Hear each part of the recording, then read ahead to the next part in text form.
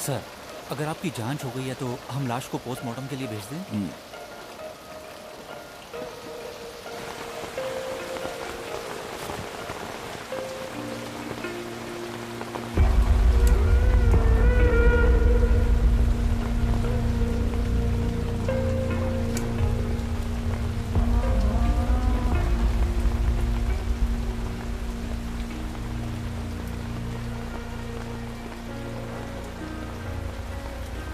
Sir, ये Martin और सलोमी हैं, इस घर के नौकर। इन्होंने पहले देखा सर। आप दोनों कुछ देर के लिए बाहर आ जाइए।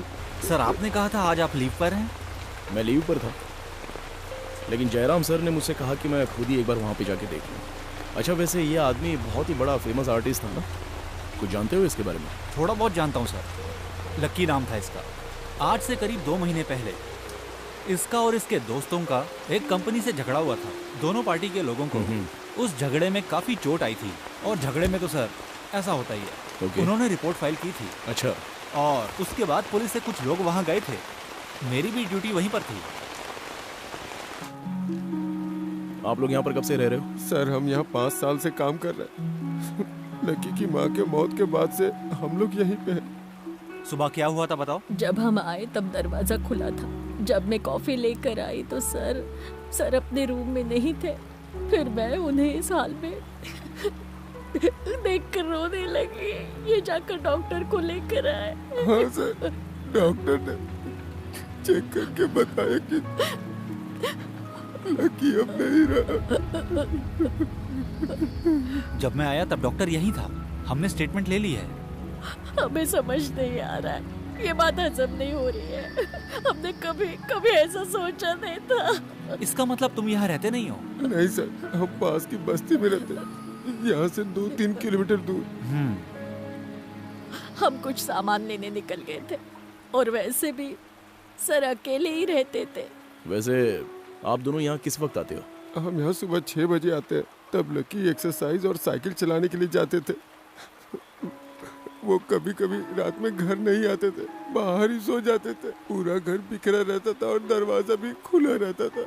और वो काफी गहरी नींद सोते थे। हाँ। कई बार आवाज लगानी पड़ती थी। अच्छा, ये लकी के माँ बाप नहीं थे क्या? जब लकी की उम्र 6 साल की थी तभी उनके पिता की मौत हो गई, लेकिन उनकी माँ ने कभी एहसास नहीं होने दिया कि उनके पिता अब नहीं रहे। कुछ दिनों के बाद एक बीमारी की वजह से उनकी माँ भी गुजर गई। लकी पर इसका गहरा असर हुआ। इस सदमे से बाहर आने में उन्हें काफी वक्त लगा। इसीलिए उनके मास्टर शिवा ने उन्हें काम पर लगा दिया। वो लकी को पेंटिंग सिखाते थे। तेरे बिना तेरे बिना तेरे बिना तेरे बिना तेरे बिना हम कहाँ। और इसी पेंटिंग की वजह से शिवा सर और मोहल्ले के कुछ लड़कों के बीच लकी की अच्छी जान पहचान हो गई। श्री साई नाम की एक कंपनी से इन सभी लड़कों का झगड़ा चल रहा था। उस वक्त बहुत बड़ा झगड़ा हुआ था जब इन लड़कों ने उस कंपनी की दीवार पर पेंटिंग बनाकर कुछ लिख दिया था सर। उनके अलावा हम लकी के किसी दुश्मन को नहीं जानते। उसके बाद 3 महीने के लिए एक लड़की उनके साथ रहने के लिए आई। उस लड़की का नाम निहारिका था। वो दोनों साथ में बहुत खुश रहते थे, हमेशा हंसते रहते। हमने सोचा लकी सर उससे शादी करेंगे। जब 2 हफ्ते पहले हम यहाँ आए तो हमने उसे नहीं देखा, और पूछा तो लकी सर ने कहा कि वो बैंगलोर चली गई है। उसके जाने के बाद लकी काफी तनाव में रहने लगा। जब हमने लकी सर को गौर से देखा तो वो परेशान लग रहे थे, जैसे कोई बड़ा दुख अपने अंदर छुपा लिया हो। आप दोनों ने कल कुछ अजीब होते हुए देखा? जब हम कल शाम को निकल रहे थे तो एक कुरियर आया था। शायद उसी लड़की ने भेजा था। इन्होंने जिनके बारे में बताया सबको ट्रेस करो। शिवा, निहारिका और Shri Sai builders. Okay sir. हाँ, काम हो गया फातिमा, तुम रेडी रहो। ठीक है, तो मैं अभी निकलता हूँ। दरअसल मुझे फातिमा के साथ किसी अर्जेंट काम के लिए जाना है। तुम बाकी का सारा काम देख लो और कुछ सस्पिशियस मिलता है तो मुझे कॉल करना। जी सर। और फॉर्मेलिटीज होने के बाद लाश पोस्टमार्टम के लिए भेज देना। और इस बीच अगर इसका कोई रिश्तेदार यहाँ पर आता है तो उससे पूरी इंक्वायरी कर देना, और किसी को लाश के पास आके रोने मत देना। एक काम करो, किसी को अंदर आने ही मत देना, और सारा काम होते ही जगह सील कर देना। Okay sir. ठीक है, तो मैं कल मिलता हूँ, हम रात को फोन पे बात कर लेते हैं। सर हाँ। शाम को मेरी बेटी की बर्थडे पार्टी पे जरूर आना, 7 से 7:30 के बीच आ जाइएगा। ओके ठीक है, चलता हूँ। Okay sir. Sir, Jairam sir कहाँ है? सर, क्या हुआ अकबर? हमने इनिशियल इंक्वायरी शुरू कर दी है सर, बाकी सारा काम तो आलोक संभाल लेगा। ओके अकबर, मीडिया वालों को इस बारे में खबर हो गई है। इससे पहले वो अपना इस पर रिव्यू दें, हमें जल्द ही इस पर अपना एक्शन लेना होगा। मैं और आलोक कल से इस पर सीरियस इंक्वायरी करेंगे सर। मुझे लगता है तब तक पोस्टमार्टम रिपोर्ट भी आ जाएगी। ठीक है, अभी तुम निकल सकते हो, मैं बाद में बात करता हूँ। ओके सर, रखता हूँ। एंटोनी भाई, एक काम करो, उनका स्टेटमेंट लेकर उनको यहाँ से जाओ। Okay sir. ओके, चलता हूँ। सोच समझ कर ये डिसीजन ले रहे हो ना, क्योंकि डिवोर्स लेते वक्त तुम दोनों से पहला सवाल यही पूछा जाएगा। अगर कुछ चांस है तो हम आपस में बात करके सेटल कर लेंगे, पर तुम्हारे साथ तो ऐसी कोई बात है नहीं। एक बार फिर से सोच लो। ठीक है, अगर तुम नहीं चाहते तो मुझे कोई प्रॉब्लम नहीं है। नहीं मैडम, हमने डिसाइड कर लिया है, हम दोनों हमेशा अच्छे दोस्त बनकर रहेंगे, हमारे बीच कोई प्रॉब्लम नहीं होगी। डिवोर्स के बाद भी हमारी दोस्ती जारी रहेगी। फातिमा, फातिमा तुम्हें कुछ नहीं कहना है? मैंने पहले ही कहा था, the decision is yours. Advocate की हैसियत से मैं समझा रही थी, पर एज ए गुड फ्रेंड अब डिवोर्स लेना बिल्कुल ठीक नहीं रहेगा।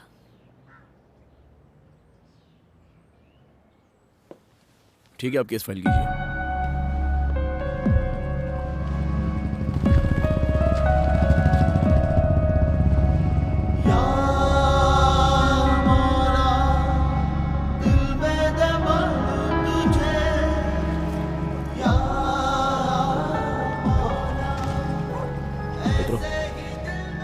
फातिमा, मुझे आने में देर हो जाएगी, तुम खाना खा के सो जाना।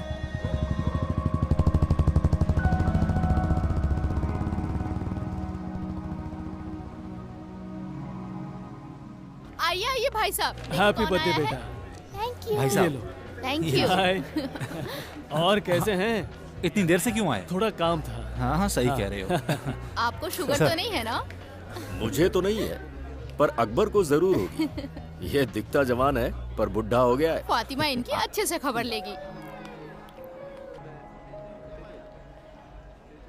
पापा के पास जाओ। पापा हाँ मुझे बेटा, 2 चॉकलेट 2 चाहिए। क्यों 4 मिलेंगे आपको। बच्चे ही हमारी जिंदगी में बदलाव लाते हैं। अगर इन्होंने इस बच्ची को अडॉप्ट नहीं किया होता तो ये लोग आज तक डिप्रेशन की वजह से हॉस्पिटल्स के ही चक्कर लगाते रह जाते। जिंदगी में सिर्फ खून का रिश्ता मायने नहीं रखता। ये तीनों उसके एग्जाम्पल हैं। रिश्ते बनाने के लिए दिल में जगह होनी चाहिए। अपने खुद के बच्चे तो सभी को प्यारे लगते हैं सर। सही है, पर दूसरों को अपनाना आसान नहीं होता। Anyway, let's come to our topic. Alok ने ब्रीफ इंक्वायरी की है। इस केस में मिर्च मसाला लगाने के लिए मीडिया वाले कांटेक्ट कर रहे हैं। So what's your initial thought about it? अभी तक हम कुछ क्लैरिफाई नहीं कर पाए हैं। पोस्टमार्टम रिपोर्ट आने से पहले ही किसी भी कंक्लूजन पर बोलना सही नहीं होगा सर। मैंने भी उन लोगों से यही कहा। मैं यहाँ आ रहा था तो मेरी बेटी ने लकी के बारे में बताया। वो उसके एग्जीबिशन में वॉलंटियर थी। एग्जीबिशन में लकी ने कमाल का इंस्टॉलेशन किया था, लेकिन मुझे वहां पर शहर का कोई भी ऐसा शख्स नहीं दिखा जो थोड़ा बहुत नामचीन हो। लगता है उसकी लाइफस्टाइल कुछ अलग थी। जी हाँ सर, जब वहां पर नौकरों से पूछा तो उन्होंने भी यही कहा। सबसे पहले ये खबर जिसे मिली और जिसने मुझे इन्फॉर्म किया वो मनोज है। कुछ दिन पहले लकी से मैं एक शादी के फंक्शन में मिला था। वहाँ उसके साथ एक लड़की भी थी। मुझे उनके रिलेशनशिप के बारे में कुछ नहीं पता नहीं किस कारण उसने जेपी सर से झगड़ा किया। मुझे बस यही पता है, जेपी मतलब जयप्रकाश, टाइम्स मैगजीन में आर्टिकल्स लिखते हैं। हाँ, वो काफ़ी फेमस राइटर है। उस दिन लकी ने उनसे झगड़ा किया और उनके ऊपर काफ़ी सारे आरोप भी लगाए। उसके बाद वो लड़की लकी को ज़बरदस्ती वहाँ से लेके चली गई। मुझे लगता है जेपी सर का कोई ना कोई कनेक्शन होगा। मुझे नहीं लगता कि इसकी वजह कोई रिवेंज है। अगर उसके नौकरों की माना जाए तो वो हमेशा अपनी दुनिया में ही बिजी रहता है। ये घटना बहुत ही अजीब परिस्थिति में हुई है। ऑटोप्सी रिपोर्ट आने के बाद ही पता चलेगा।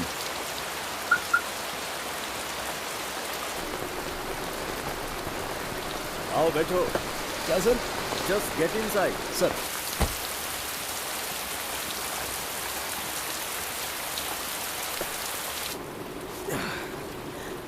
देखो, ये परिवार का मामला है अकबर। कुछ रिश्तों को इतनी आसानी से नहीं तोड़ना चाहिए, तालमेल बिठाना चाहिए। अभी 7-8 महीने पहले ही तुमने फातिमा से निकाह किया था। मैं वजह जानता हूं। उसका नाम क्या है? जैनेट। जेनेट को ना भुला पाना ही तुम्हारी प्रॉब्लम है। सर मैंने अभी जो भी फैसला किया है सोच समझ कर किया है। अब और इस पर क्या डिस्कस हो सकता है? क्यों नहीं हो सकता? इसमें सिर्फ तुम और फातिमा ही शामिल नहीं हो। डिपार्टमेंट के काफी सारे लोग इस शादी का हिस्सा थे। तुम ये कैसे भूल सकते हो? ऐसा नहीं है कि मुझे याद नहीं है सर। ये निकाह ही सबसे बड़ी गलती थी। ये सिर्फ फातिमा की या मैडम की या मेरी बात नहीं है। खुद को इस रिश्ते में बांध कर रखना ही मेरी बहुत बड़ी गलती थी। अब आप ही बताइए सर कि सही क्या है और गलत क्या है। ठीक है, जैसी तुम्हारी मर्जी।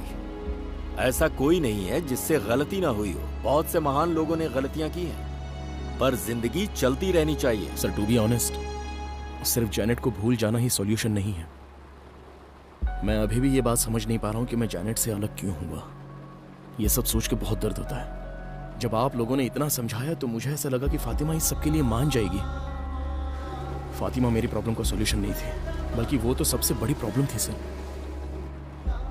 I need to set her free. She deserves a better life. शायद हम अच्छे कपल्स नहीं बन सके, लेकिन अच्छे दोस्त तो बनकर रह सकते हैं ना सर। My foot. अच्छी दोस्त प्यार के आगे ज्यादा दिनों तक नहीं टिकती है। सुनो, जब तुम मेरी उम्र के होगे ना, तब भले ही ये जवानी का जोश ना हो, पर तुम्हें एक दोस्त की जरूरत पड़ेगी जो तुम्हारे सुख दुख शेयर करे। इसीलिए Fatima is your best choice. Got it? वक्त के साथ तुम जेनेट को भूल जाओगे। इस बारे में ध्यान से सोचना। Good night sir.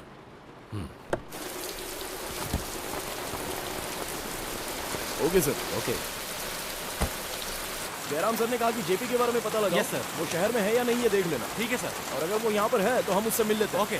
कल सुबह घर पे आ जाना मेरे। हाँ ओके। बाय बेटा। बाय बोलो बेटा। बोलो। Very good. ठीक है तो मैं चलता हूँ। जी सर।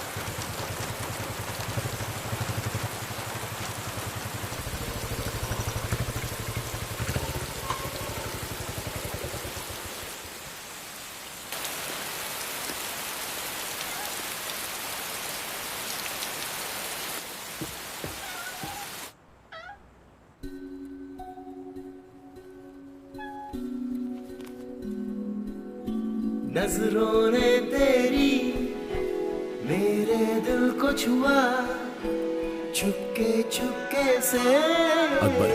कब ये जैनेट। प्यार हुआ।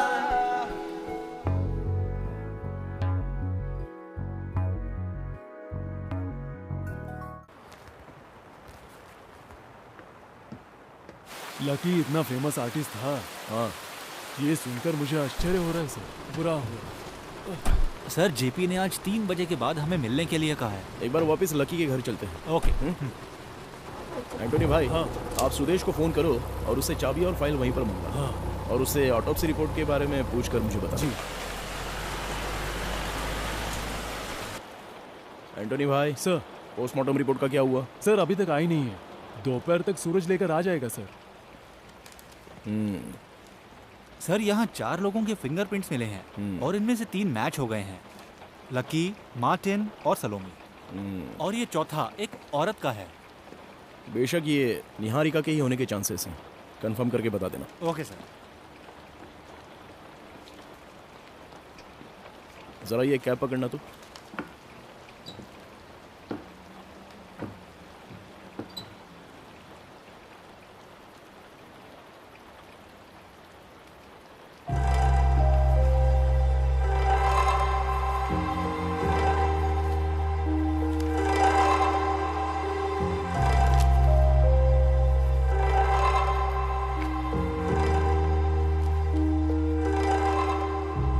आलोक, हाँ सर। मुझे लगता है ये उसकी डायरी है। मार्टिन के जाते वक्त ये कुरियर से आई थी। एक काम करो, इसे पैक करके रख दो और इस फाइल में केस की सारी डिटेल्स हैं। हाँ ठीक है सर। ऑफिस से फ़ोन है। जयराम सर ने सबको 12 बजे के बाद ऑफिस में बुलाया है सर, क्योंकि पोस्टमार्टम सर्जन वहीं आ रही है सर। अभी टाइम कितना हुआ है? अभी 11 बजे हैं सर। उनको बोल दो हम आ रहे हैं। हाँ सर। हेलो। अच्छा आलोक, हाँ सर। तुमने कहा था कि तुम्हारी मौजूदगी में लकी के साथ कुछ घटना हुई थी, क्या हुआ था बताओ? सर मुझे लगता है वो जरूर किसी फ्रॉड बाबा का केस रहा होगा। हाँ। कुछ लोगों ने उसे मारा था और उसे नंगा करके उसकी फोटो दीवारों पर चिपका दी थी उन्होंने, और उसके आदमियों को ये चीज बुरी लगी। अच्छा ऐसा। और उन्होंने प्रॉब्लम खड़ी कर दी। हाँ सही है। और फिर उसके बाद कुछ नहीं हुआ क्या? उन दोनों ग्रुप में झगड़ा हुआ था और कुछ लोग घायल भी हुए थे। आपने कुछ कहा क्या? हाँ सर, उसके बाद वो कपड़े पहन के भाग गया था। चलो अच्छा है, लाओ मेरी कैब दे दो। सर।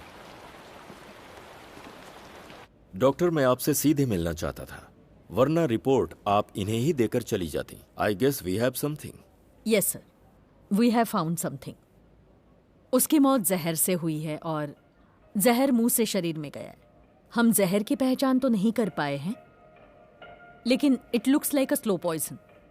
स्लो मतलब ये नहीं कि इसमें वक्त लगे, इट्स लाइक अ सेडेशन। इससे मौत होते वक्त इंसान को तकलीफ नहीं होती। इससे बिल्कुल स्मूथ और एफर्टलेस और पेनलेस डेथ होती है।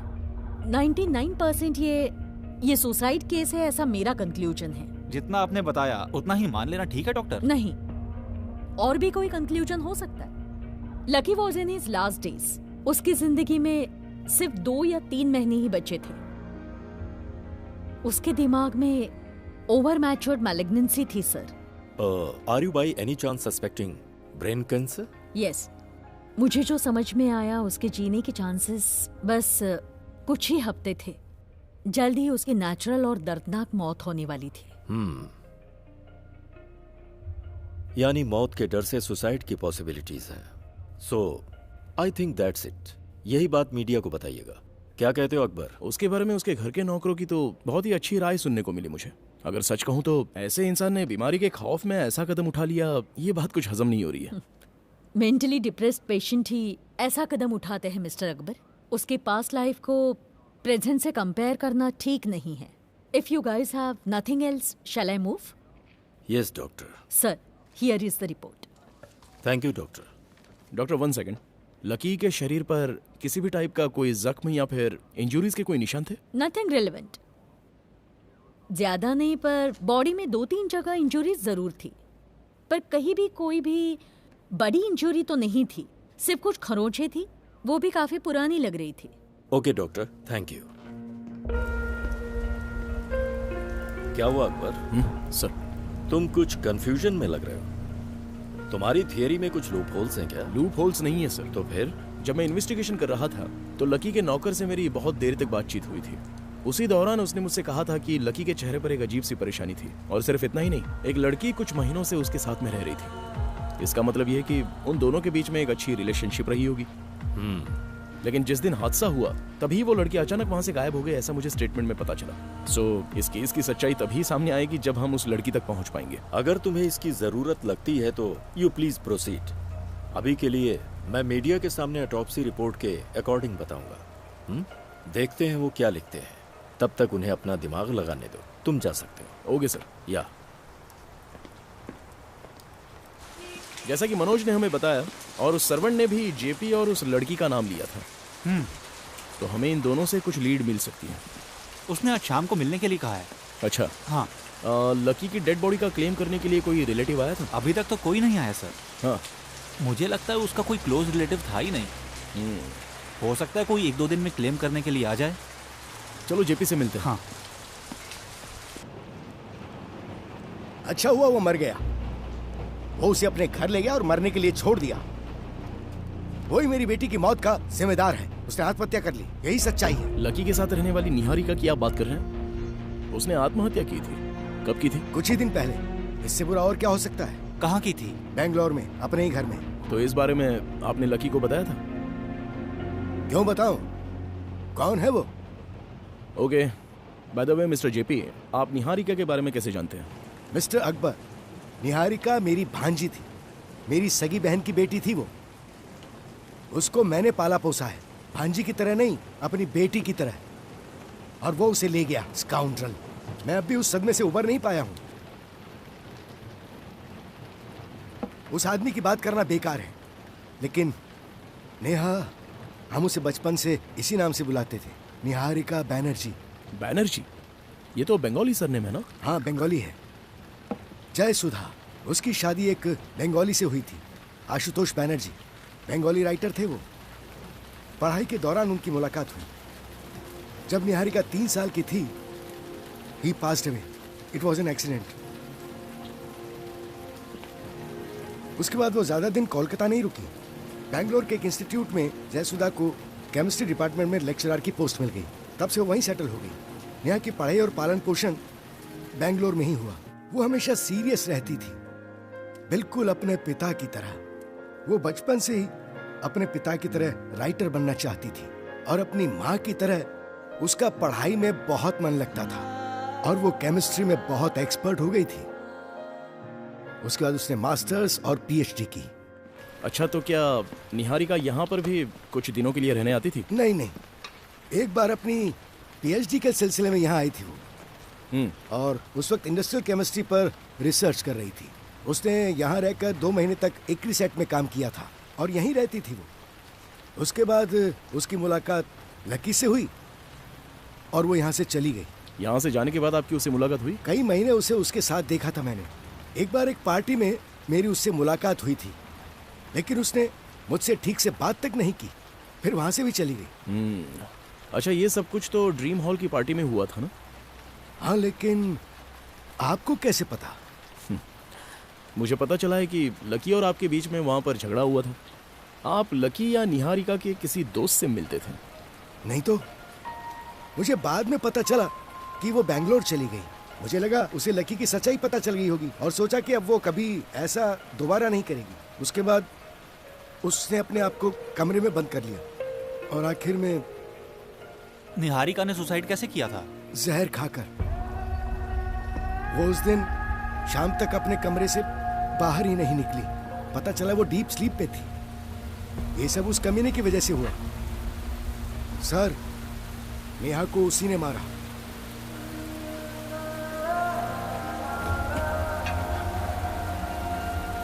Relax JP, I am sorry for your loss.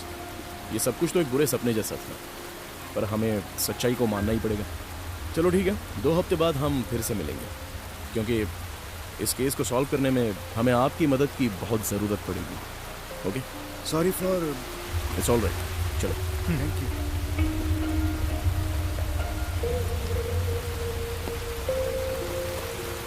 अच्छा सुनो सर, इनसे निहारिका के बैंगलोर का एड्रेस ले लेना। बैंगलोर का? हाँ।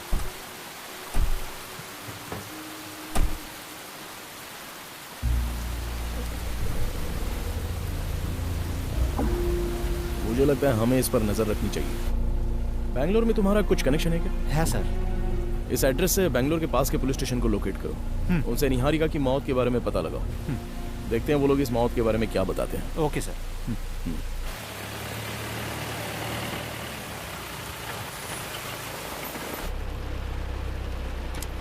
हाँ सर, ये रही वो डायरी। हाँ, अच्छा, तुमने लकी के दोस्त के बारे में मुझे बताया हाँ था? सर, शिवा। वो अभी तक नहीं मिला, पर हमें पता चला है कि वो अब वहाँ नहीं रहता। अच्छा, वो construction company Shri Sai builders. हाँ। अगर उस कंपनी का कोई बंदा तुमसे मिलता है तो उनसे अगले हफ्ते की अपॉइंटमेंट ले लेना, लेकिन साफ साफ उन्हें कुछ भी मत बताना। जी सर। ठीक है, तो तुम निकलो। Okay sir. हम कल मिलते हैं।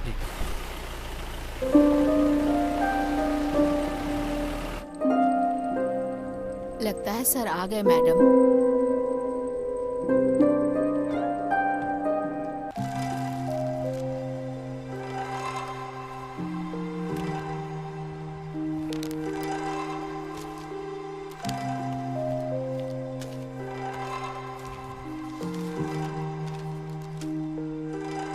लकी, मुझे पता है तुम वहाँ काफ़ी परेशान हो। यहाँ मैं तुमसे 100 गुना ज़्यादा परेशान हूँ। तुमने मुझे अपने साथ नहीं रखा और मुझे यहाँ भेज दिया। चलो छोड़ो, इस लेटर के साथ ये डायरी भेज रही हूँ, शायद तुम्हें देखकर अच्छा लगे। तुम बिना मुझे बताए मेरी डायरी पढ़ना चाहते थे। आराम से पढ़ो। मैंने कहा था नहीं कि मैं ये डायरी तुम्हें तब दिखाऊंगी जब तुम इसे पढ़कर समझने के काबिल हो जाओ। हमारी मुलाकात एक झगड़े से हुई थी, तभी से मुझ में फीलिंग्स जाग उठी थी, पर मुझे नहीं लगा था कि ये सब ऐसे खत्म हो जाएगा, इसलिए ये लेटर भेज रही हूँ। इसमें छोटे मोटे झगड़े, प्यारी यादें और हमारे बीच जो कुछ भी हुआ सब है। इसे पढ़ने से पहले तुम अच्छे से आराम कर लेना, एक बार सब कुछ दोबारा पढ़ना। इसे पढ़ने के बाद तुम मुझे अपने पास पाओगे।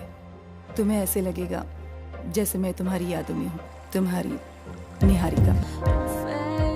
लकी, तुम इतने शॉर्ट टेम्पर्ड क्यों हो? तुम एक आर्टिस्ट हो, तुम चीजों को शांति से सॉल्व कर सकते हो, गुस्सा क्यों करते हो? मुझे पता है तुम्हारा गुस्सा छूटा है, इसलिए ये ज्यादा वक्त नहीं रहता। मुझे लगता है हमारी फ्रेंडशिप काफी लंबी चलेगी। नेहा उधर देख। वो वाला? कितना सुंदर है ना? है तो। चलो वहाँ चलते हैं। तुम्हें समझ नहीं आता, आज संडे है और तुम मुझे ये सब बकवास चीजें दिखाने ले आई। तुमने तो कहा था कि घर पे बोर हो रही हो, शॉपिंग करने से अच्छा है कि हम यहाँ पे आ गए। अगर तुम्हें इंस्टॉलेशन पसंद नहीं आए तो चल के पेंटिंग देखते हैं, वो पसंद आएगी। रहने दो, ये पेंटिंग किसी को समझ में नहीं आने वाली। पेंटिंग? अरे बाप रे, ये क्या फालतूगिरी है। इन सब के बारे में ऐसा मत कहो, सबका अलग अलग मतलब होता है। मतलब इन्हें खूबसूरत सिनेरियो या हम जैसी खूबसूरत लड़कियों की पेंटिंग बनानी चाहिए। ये एक डिप्रेशन है, फटाफट बना दिया। मुझे तो इसमें बस यही सब दिख रहा है। क्या कहा? हाँ, फटाफट बन गया? तुम्हें पता है इसे बनाने में कितना समय लग गया? 2 महीने। 2 महीने लगे? और इसमें अब रहने भी दो बॉस, शौक पूरा करने के लिए तो 3 महीने भी लगा सकते थे। तुमने तो कहा था कोई ग्रेट आर्ट लवर है, इसमें ऐसा तो क्या ग्रेट लग रहा है तुम्हें? ये कोई चम्मच से खाना खाने जैसा नहीं है। इसके बारे में तभी पता चलेगा जब इसे दिल से देखा जाए। ये जगह कोई टाइम पास करने वाली या बकवास से कमेंट्स करने वाली नहीं है। हाँ तो बोर्ड लगाना चाहिए ना कि हम जैसे लोग यहाँ नहीं आ सकते। हाँ गलती हो गई, बोर्ड लगाना चाहिए था। हमें नहीं पता था कि यहाँ कोई भी मुंह उठा के आ जाता तो फिर तुमने ये शो यहाँ रखा ही क्यों? हाँ, पता जाओ नहीं ना, वो क्या चल समझता है। चल रहा बड़ा हूँ। ग्रेट किसी चीज का सेंस होता नहीं है। अरे लकी, तू वहाँ क्यों पंगे ले रहा है? देख यहाँ कुछ प्रॉब्लम हो गई है, मैं अभी जाके आता हूँ, तू यहीं रुकना। हुआ क्या चल रहा है? क्या हुआ?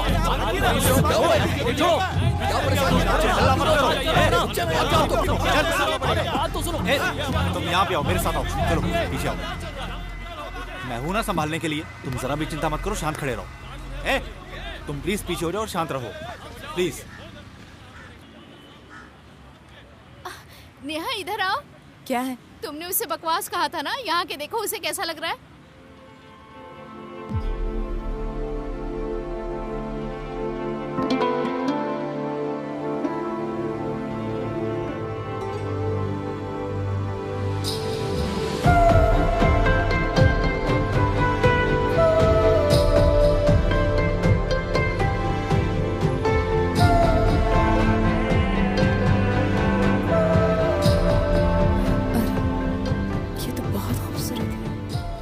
सोचे समझे कुछ नहीं कहना चाहिए। तुमने बहुत बड़ी गलती कर दी नेहा। मीना, तुमने देखा ना वो कितना घमंडी और गुस्से वाला है। उससे अपने टैलेंट पे ना कुछ ज्यादा ही घमंड है। अच्छा, तुम हार्ड वर्क करके रिसर्च मटेरियल तैयार करो और अपने प्रोफेसर को दिखाओ और वो कह दें कि ये सब बकवास है, तो तुम्हें कैसा लगेगा? सच बताना। ऐसा लगेगा जैसे मुझे मार डाला। सही कहा, उसे भी ऐसा ही लगा होगा। सॉरी बोलना होगा ना? हाँ, बोलना तो चाहिए, पर इस बार तुम उसके पास गई ना तो तुम्हें थप्पड़ मारेगा, तो मत जाना, समझ गई ना? हेलो ए नेहा, हमें निकलना है, मेरी ट्रेन छूट जाएगी। सुनो, हम ना अगले हफ्ते मिलते हैं। अगर मैं उसे सॉरी नहीं बोलूंगी ना तो मुझे चैन नहीं मिलेगा। हम अगले हफ्ते मिलते हैं। ओके बाय, पक्का बाय बाय। हमें उन्हें इतनी आसानी से नहीं छोड़ना चाहिए था। तुम लोगों ने मुझे सपोर्ट क्यों नहीं किया? तुम कभी भी कुछ बात करते हैं। ऐसा करके क्या फायदा? अरे लकी, अच्छा ठीक है, मैं निकलता हूँ। अरे हटना यार। Excuse me. सुनो, क्या चाहिए तुम्हें अभी? शांत हो जाओ। देखो, मैंने बिना समझे और बिना सोचे तुम्हारी पेंटिंग पर कमेंट किया, तो मुझे पता है तुम्हें गुस्सा आ सकता है। So really sorry. बहुत गुस्सा आता है मुझे। हाँ, देखो, तुमने बिल्कुल सही कहा था कि मुझे आर्ट के बारे में बिल्कुल भी नॉलेज नहीं है। वो मेरी फ्रेंड थी ना, वही मुझे लेकर आई थी। वो चली गई, वरना उसकी ट्रेन मिस हो जाती। मैं सच कह रही हूँ, फिर से कभी ऐसा नहीं कहूँगी। पक्का? हाँ। तुम दोबारा आर्ट एग्जीबिशन में नहीं जाओगी। हाँ। और अगर गई भी तो फालतू के कमेंट्स नहीं करोगी। हाँ। अगर तुम इसके लिए तैयार हो तो मैं कॉफी के लिए तैयार हूँ। हाँ ओके। मेरा नाम निहारिका है, क्लोज फ्रेंड्स मुझे नेहा कहते हैं। मैं यहाँ यूनिवर्सिटी में रिसर्च के काम से आई हूँ। लकी, जितने भी करीबी हैं सब मुझे इसी नाम से बुलाते हैं। मैं यहीं रहता हूँ, काम तो जान ही गई हो। जो मैंने कहा उसके लिए मैं फिर से सॉरी कहूँगी। हाँ, मैंने उसे जब ध्यान से देखा तब समझ में आया कितनी मेहनत का काम है ये। चलो माफ किया, उसमें कोई गलती ही नहीं थी। हम सब एक जैसे होते हैं, जो पसंद नहीं आता उसकी बुराई करते हैं। पीठ पीछे बुराई करना हमारी आदत हो गई है। देखो, मुझे लगता है कि तुम एक आर्टिस्ट हो, तुम्हें इस तरह की बातें सुनने के लिए आदत होनी चाहिए। I mean, लोग क्रिटिसाइज तो करेंगे ही ना, मतलब सबको ये अच्छा नहीं लगता। ये बातें मेरे लेवल की नहीं है। मैं बिल्कुल साधारण हूँ, लोकल। पहले जैसा तुमने कहा मैं वैसा ही हूँ, इसलिए मुझे गुस्सा जल्दी आता है। बहुत से लोग मेरे जैसे हैं, उनका गुस्सा जल्दी शांत नहीं होता है, पर मेरा हो जाता है। और यही उनमें और मुझमें डिफरेंस है कि मुझे गुस्सा ज्यादा आता है। इसलिए मैं तुमसे माफी मांगता हूँ। ज्यादा नहीं, बहुत ज्यादा गुस्सा आता है।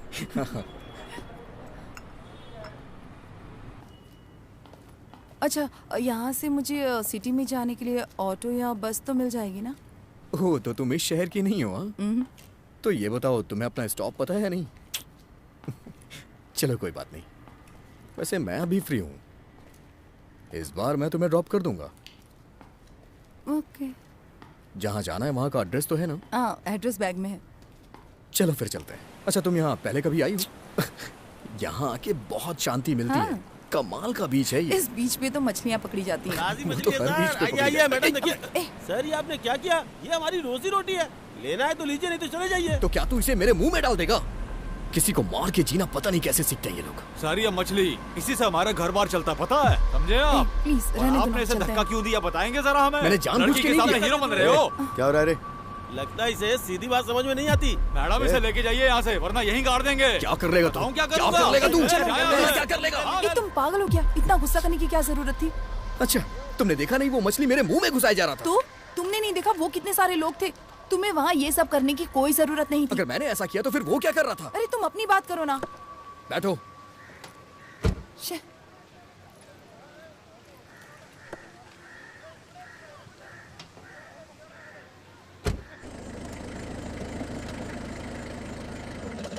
ये तो मिस्टर जेपी का घर है। हाँ। निहारिका, मैंने तुमसे कहा था ना, मैं दरअसल अपने गुस्से पे कंट्रोल नहीं कर पाता।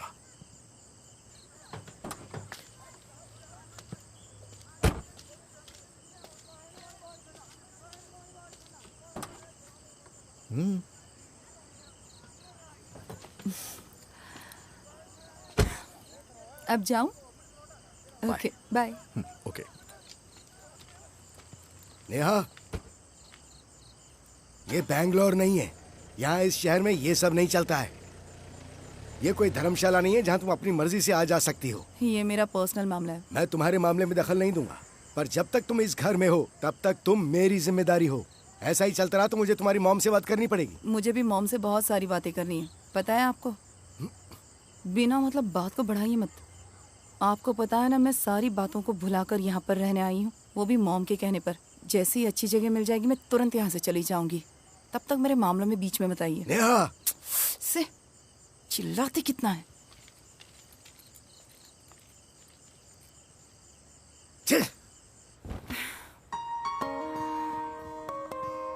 सच बताना लकी, तुम्हारे कितने और रूप थे। जब मैं पहली बार तुमसे मिली तुम कितने गुस्सैल इंसान थे, और बाद में बिल्कुल सीरियस हो गए, और अब तो पूरी कहानी ही बदल चुकी है। कोई बात नहीं, चाहे कोई भी रूप हो, तुम अच्छे हो। उस रात मुझे लगा झगड़ा करने और खिंचाई करने के लिए हम अच्छे दोस्त बन सकते हैं,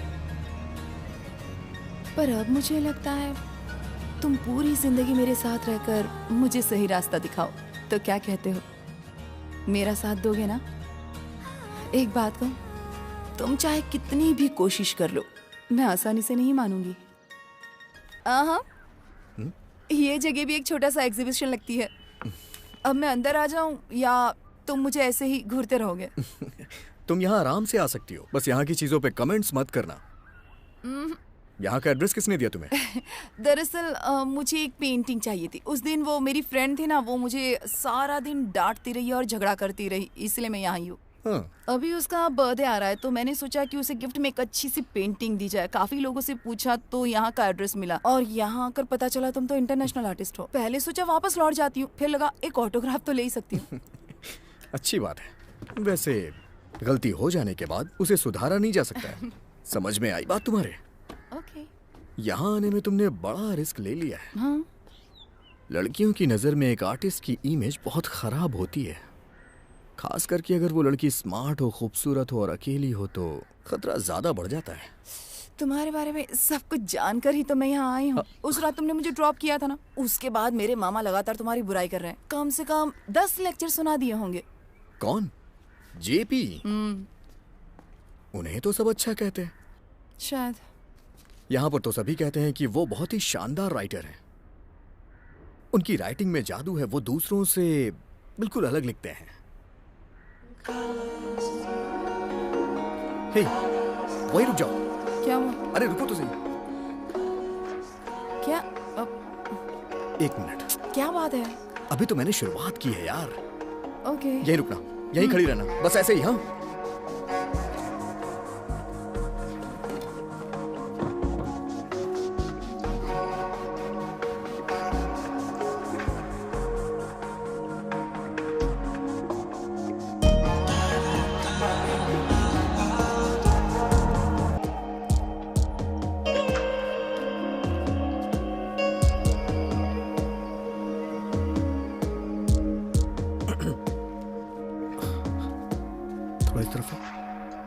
इस तरफ। अरे यार, पेंट लग गया था। हाथ इस तरफ। परफेक्ट।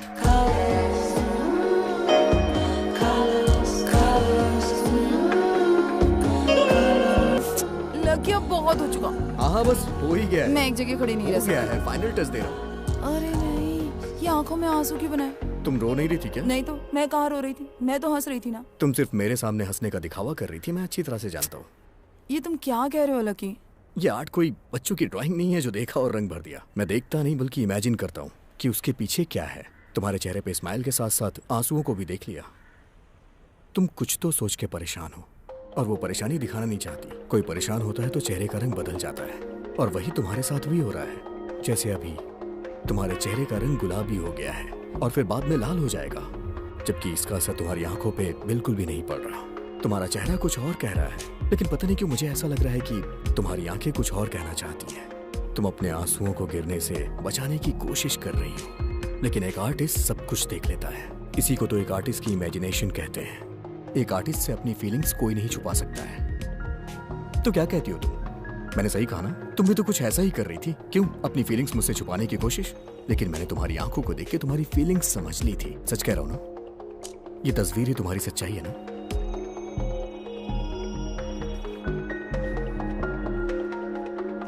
तुम सच्चाई मान क्यों नहीं लेती? लकी, अभी तुम मेरे मामा के बारे में क्या कह रहे थे? किसी दिन उन्हें यहाँ लेकर आओ, उन्हें वहां बिठाओ और उनकी पेंटिंग बनाओ, तब उनका असली चेहरा तुम्हारे सामने आ जाएगा। पर वो इतने बड़े एक्टर है ना, तुम्हें भी बेवकूफ बना देंगे। तुमने बिल्कुल सही कहा। मैं वहां खड़ी रहकर उसी के बारे में सोच रही थी। उसने मेरा पूरा बचपन बर्बाद करके रख दिया। उसके बारे में सोचकर ही मुझे घिन आती है। तुम जानते हो, एक लड़की जब अपने पिता को खो देती है तब उसका मामा उसकी माँ का सिर्फ भाई बनकर नहीं रह जाता, लड़की का बाप भी बन जाता है। मैं तो यही सोचती थी। वो हमें बेंगलोर लेकर आए, हमेशा हमारी परवाह भी करते रहते थे। वो एक बहुत ही जिम्मेदार इंसान थे, पर फिर सब बदल गया। उनके प्यार करने का तरीका भी। वो जिस तरह से अपना प्यार जताते थे वो बिल्कुल अलग तरीका था। मेरी कभी हिम्मत ही नहीं हुई कि मैं अपनी माँ के भाई, उनके दोस्त या उनके मेंटर के बारे में कुछ गलत कहूँ। वो माँ की मदद के लिए हमेशा तैयार रहते थे। उन्होंने अपनी भांजी और बहन के लिए अपनी पूरी जिंदगी और जीने का तरीका ही बदल दिया। काफी समय तक मैं यही सोचती थी, लेकिन 2 साल के बाद मेरे साथ हर समय सिर्फ बुरा बर्ताव किया जाता। मैं समझ रही थी। एक दिन मामा मुझे वॉक पर अपने साथ ले गए। मैं उनसे थोड़ी दूरी बनाकर चल रही थी। वो मुझे एक शॉर्टकट से ले गए। वो बहुत ही वीरान जगह थी। उससे ज्यादा मैं लाइफ में कभी नहीं चली थी। और उस दिन मुझे अपनी दिल की धड़कनें सुनाई दे रही थी। मुझे कुछ समझ में नहीं आया, पर जिसका मुझे डर था वहां ऐसा कुछ नहीं हुआ। वो अपने घुटनों के बल बैठ गए और जो गलतियां उन्होंने की थी उसकी मुझसे माफी मांगने लगे। उन्होंने मुझसे रिक्वेस्ट की कि मैं इस बारे में अपनी मॉम को ना बताऊं। लकी उस पल में मैं बहुत कंफ्यूज हो गई थी और डिस्टर्ब भी थी। उन्होंने उस दिन मुझसे कुछ भी नहीं कहा। मैं इसके बारे में मॉम को सब बताने वाली थी, पर फिर मैंने सोचा वो मुझे इतनी दूर यहाँ लाए और अपने घुटनों के बल गिरकर मुझसे इस तरह माफी मांग रहे हैं, इसलिए मैंने उनसे किया वादा आज तक कभी नहीं तोड़ा।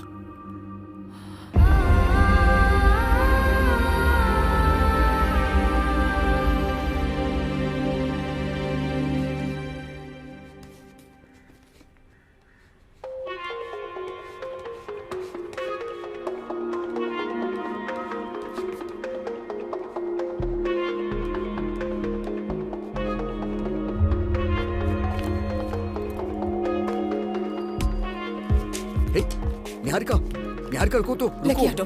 रुको, मुझे जाना है। तुम चली जाना, लेकिन एक बार मेरे साथ अंदर चलो। मैं वहाँ क्या करूंगी?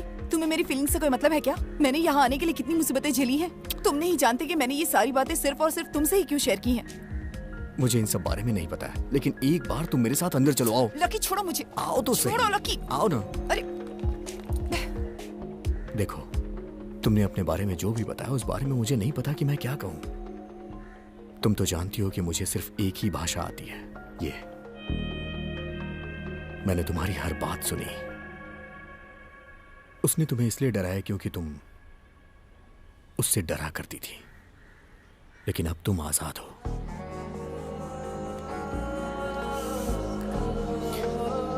Thank you. अब बताओ, तुम्हें अपने दोस्त को कौन सी पेंटिंग देनी है? अपनी फ्रेंड को गिफ्ट में पहले ही दे चुकी हूँ। तुम हंस क्यों रहे हो? कुछ नहीं। अच्छा, अब मैं चलती हूँ। Okay, bye. बाय।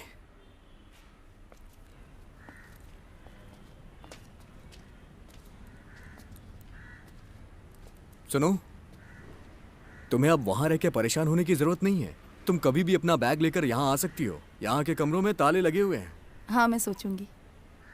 अगर तुम्हें अकेले सोने में डर लगे तो मैं साथ सो जाऊंगा। I don't mind. कहाँ ना सोचूंगी। अगर तुम मुझे वहाँ रहने का ऑफर नहीं देते तो मैं वहाँ कभी नहीं आती। पर जैसे तुम्हें पता है कि मैं वहाँ पल पल घुट रही थी। वो बिना रीजन मुझसे सवाल जवाब किया करते थे, इसलिए मैं उस घर से निकल गई। उनके कॉन्टेक्ट्स की वजह से किसी होटल में रहने के लिए सेफ फील नहीं हो रहा था। तब मैंने तुम्हारे ऑफर के बारे में सोचा और मैं अपना सामान लेकर तुम्हारे पास पहुंच गई। मुझे पता था तुम्हें बहुत खुशी होगी और मैं भी जानती थी मेरे लिए भी यही अच्छा होगा। अंकल, मैंने आपको कितनी बार समझाया कि मेरे सामान इधर उधर मत रखा करिए। आपको ऐसा करने में मजा क्या आता है? मैं वापस वही रख देती कुछ हूँ नहीं बेटा। किया। आप इन्हें समझाइए, मेरे कहने पे नहीं समझते। हे, आओ ना। ये कितनी बार समझाओ, तुम्हें वापस रखो आप। मैंने क्या किया? चलो इधर ही रख देता हूँ। हाँ ठीक है। कौन है ये लड़की? मुझे क्या पता? मुझे क्या पता है? सी, यहाँ की सारी चीजें मेरी कंट्रोल में हैं। मैं जो जब चाहूँ वो आसानी से ले सकता हूँ। यहाँ कोई भी चीज ढूंढना मेरे लिए मुश्किल नहीं है। बताइए मैडम, आपको क्या चाहिए? एक काम करिए मैडम, आप मुझसे मुझे कुछ कुछ नहीं चाहिए। नहीं मैडम, कुछ मांगिए ना please. Paint brush. Paint brush. Paint brush. Scissors scissors, छोटी वाली या बड़ी वाली? मीडियम। मीडियम। मीडियम। वॉलेट कहाँ है? वॉलेट तो यहाँ पड़ा है। पेन? यहाँ पेन का यूज कोई नहीं करता, इसलिए पेन नहीं मिलेगी। हम यहाँ पेंसिल यूज करते हैं। पेंसिल से लिखेंगे तो उसे मिटा भी तो सकते हैं। हाय। अरे ये रही पेन। अरे मिस्टर शिवा सर, अब तक कहाँ गायब थे? मैं टूर पर था। वैसे यहाँ चल क्या रहा है? नए चेहरे दिख रहे हैं। हेलो, कौन है ये? अभी मिलाता हूँ। ये है निहारिका। हाँ। सिर्फ निहारिका नहीं, निहारिका बैनर्जी। लेकिन जो लोग इनके क्लोज होते हैं वही इनको नेहा बुला सकते हैं। अच्छा। दरअसल ये यहाँ यूनिवर्सिटी में रिसर्च करने के लिए आई हैं। अच्छा अच्छा। नहीं, वो मेरा पेन। हाँ। अरे इनसे तो मैंने आपको मिलवाया ही नहीं। ये है मिस्टर मार्टिन, मैं इन्हें अंकल कहता हूँ, और ये सबसे अलग है। पूरा घर इन्हीं के कंट्रोल में रहता है। वो आवाज सुनी? सलोमी आंटी। सलोमी आंटी अंकल की धर्मपत्नी है। अच्छा लकी, तुम उसके बारे में बोल रहे हो? उन्हीं के बारे में। और ये हैं मिस्टर शिवशंकर, हाय। आर्टिस्ट, राइटर, ट्रैवलर, कुछ भी कह सकते हैं। सच कहूँ तो ये मेरे गुरुजी हैं। सब कुछ मैंने इन्हीं से सीखा है। ये ज्यादा हो गया। ये सब कुछ मैं अपनी जीविका चलाने के लिए करता हूँ। सलोमी जी, हाँ जी। कॉफी पियोगी ना? 2 कॉफी। आपका घर कहाँ है? बैंगलोर में। कब से जानती हैं आप इसे? ज्यादा नहीं, बस 2 हफ्तों से। हाँ। अगर देखा जाए तो इसकी जिंदगी में मुझे लेकर पूरे 10 लोग आ चुके हैं। हाँ हाँ हाँ, लेकिन सबसे ज्यादा क्लोज मैं ही रहा हूं इसके। सालों से अपनी दोस्ती है। और उसकी इसी लिस्ट में तुम्हारा भी नाम जुड़ गया है। पर मैं यहाँ कुछ हफ्तों के लिए पेइंग गेस्ट के तौर पर रहूंगी। तुम सिर्फ पेइंग गेस्ट ही नहीं, उसकी जिंदगी में और भी कुछ हो। उसने जरूर तुम्हारे बारे में कुछ सोच रखा होगा। मैं उसे बचपन से जानता हूँ। उसे आज तक कभी किसी चीज की कमी नहीं हुई। वो सभी को हंसाने की कोशिश करता रहता है, पर मेंटली थोड़ा कमजोर है। उसे जानना बहुत जरूरी है। वैसे तुम जब तक चाहो यहाँ आराम से रह सकती हो। एक साथ अपनों की मौत का सदमा वो बर्दाश्त नहीं कर पाया। वो 10 साल का था जब उसके पिता की मौत हुई। इस सदमे से वो आज तक नहीं उबर पाया। हमें लगा था कि धीरे धीरे सब ठीक हो जाएगा, पर वो सदमा अब उसके दिल में पूरी तरह से मौत का खौफ बन चुका था।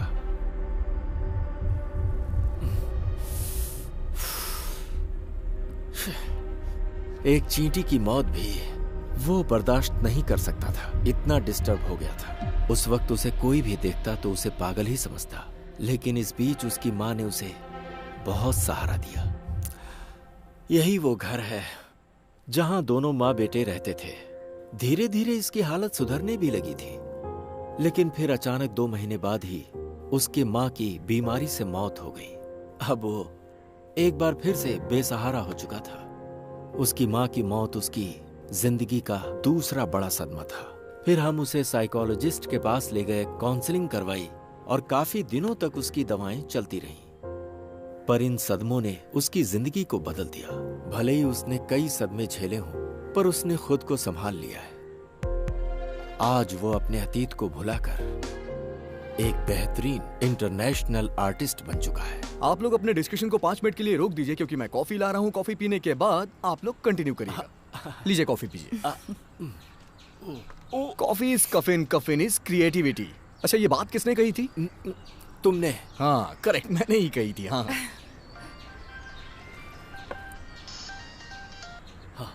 हेलो, क्या कहा? हेलो, मैं यहाँ कॉफी पीकर सीधा आ रहा हूँ। तुम वहीं पर इंतजार करो। अरे मैंने कहा ना, मैं आ रहा हूँ। वापस मत जाओ। हाँ समझ गए, मैं आ रहा हूँ मैं। कौन है? अरे मेरा ड्राइवर है, मुझे छोड़ने आया था, अब वो जा रहा है। ड्राइवर? कब से? अरे जल्दी ही रखा है। मैं इसे ले जा रहा हूँ। हाँ बाय बेटा, मिलता हूँ। बहुत अच्छी लड़की है, इससे झगड़ना मैं मत। उसके साथ अच्छे से रहूंगा, आप परेशान मत होइए। ओह संभालना। हाँ। तो ये है आपका ड्राइवर। लगता है तू बहुत जल्दी में है। अंदर क्यों नहीं आया तू? कुछ नहीं, ऐसे ही। कुछ नहीं? ये तुमसे किसी बात पर नाराज है। तुम साथ आ रहे हो या नहीं? अरे मैं यहीं तो हूँ। मुझसे नाराज क्यों है तू? अरे, आखिर बात क्या है ये तो बता। बोला ना कोई बात नहीं।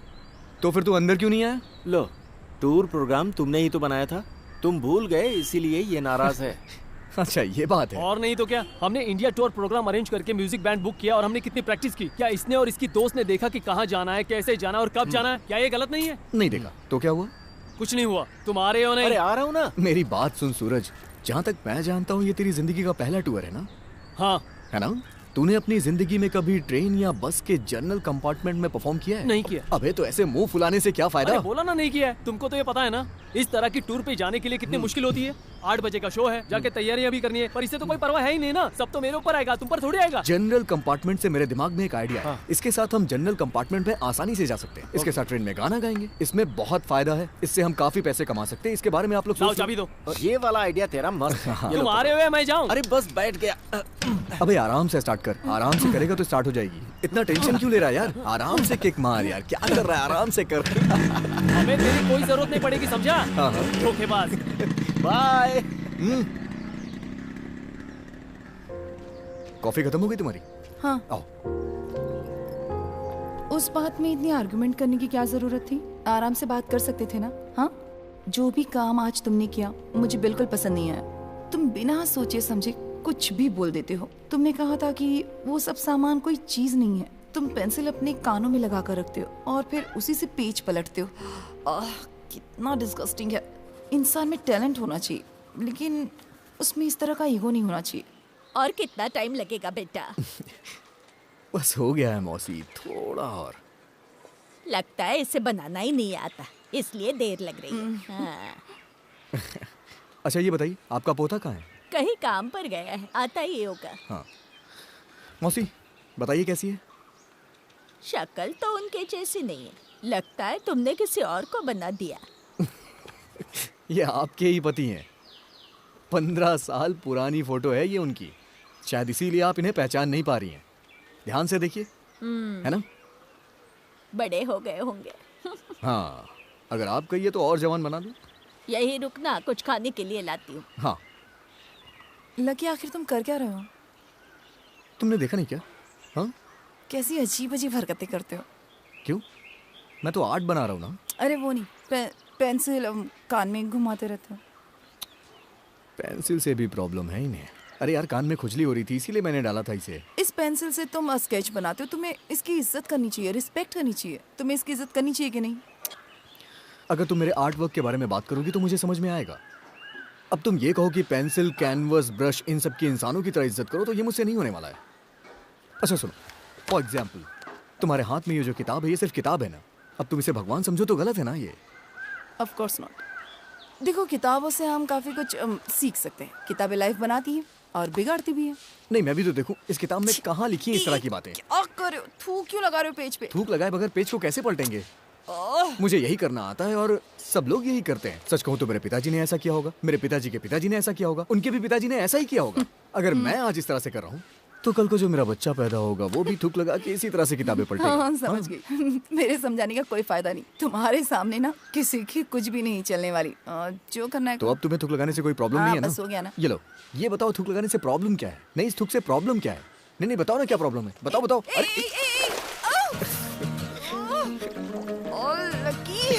थूक लगाने के चक्कर में तुम पानी में गिर गई। 1 मिनट दे रहा हूँ। जल्दी 1 मिनट दे रहा हूँ, रुको रुको। अरे नहीं भगवान, एक पता नहीं इस पानी में किसने किसने थूका होगा। चले मेरा हाथ पकड़ो। आ जाओ आ जाओ। आराम से आराम से आराम से आराम से आ जाओ।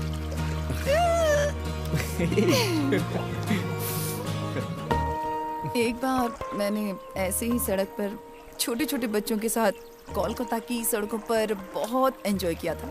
मेरे बचपन की कुछ प्यारी यादें हैं, बहुत मिस करती हूँ। लगता था जिंदगी की गाड़ी कहीं रुक गई, वो अचानक से फिर से चल पड़ी है। Thank you. वेलकम। नहीं चाहिए।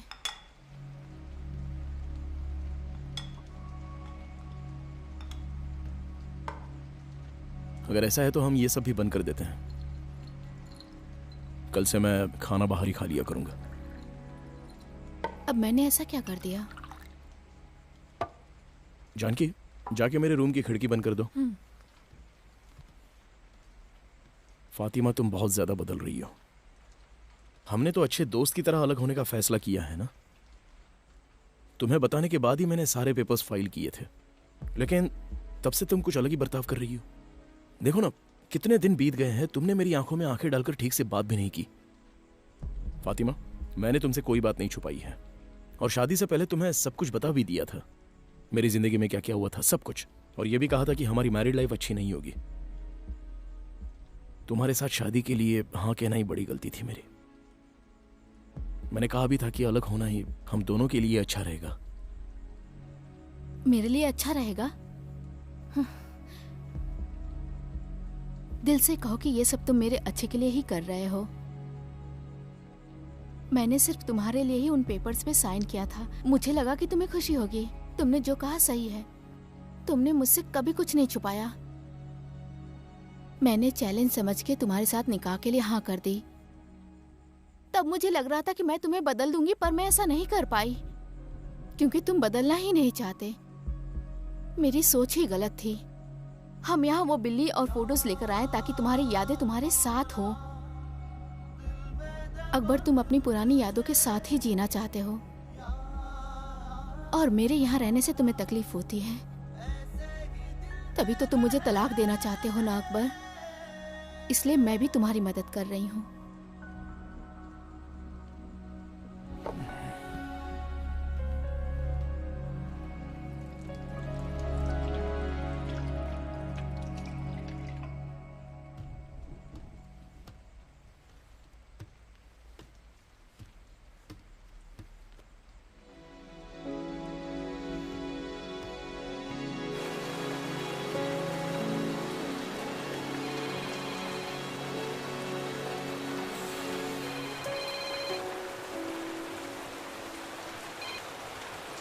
हाँ बोलो आलोक। सर, मैं श्री साईं बिल्डर्स के कुछ लोगों से मिला था। उनकी एमडी सिर्फ आज रात ही शहर में है।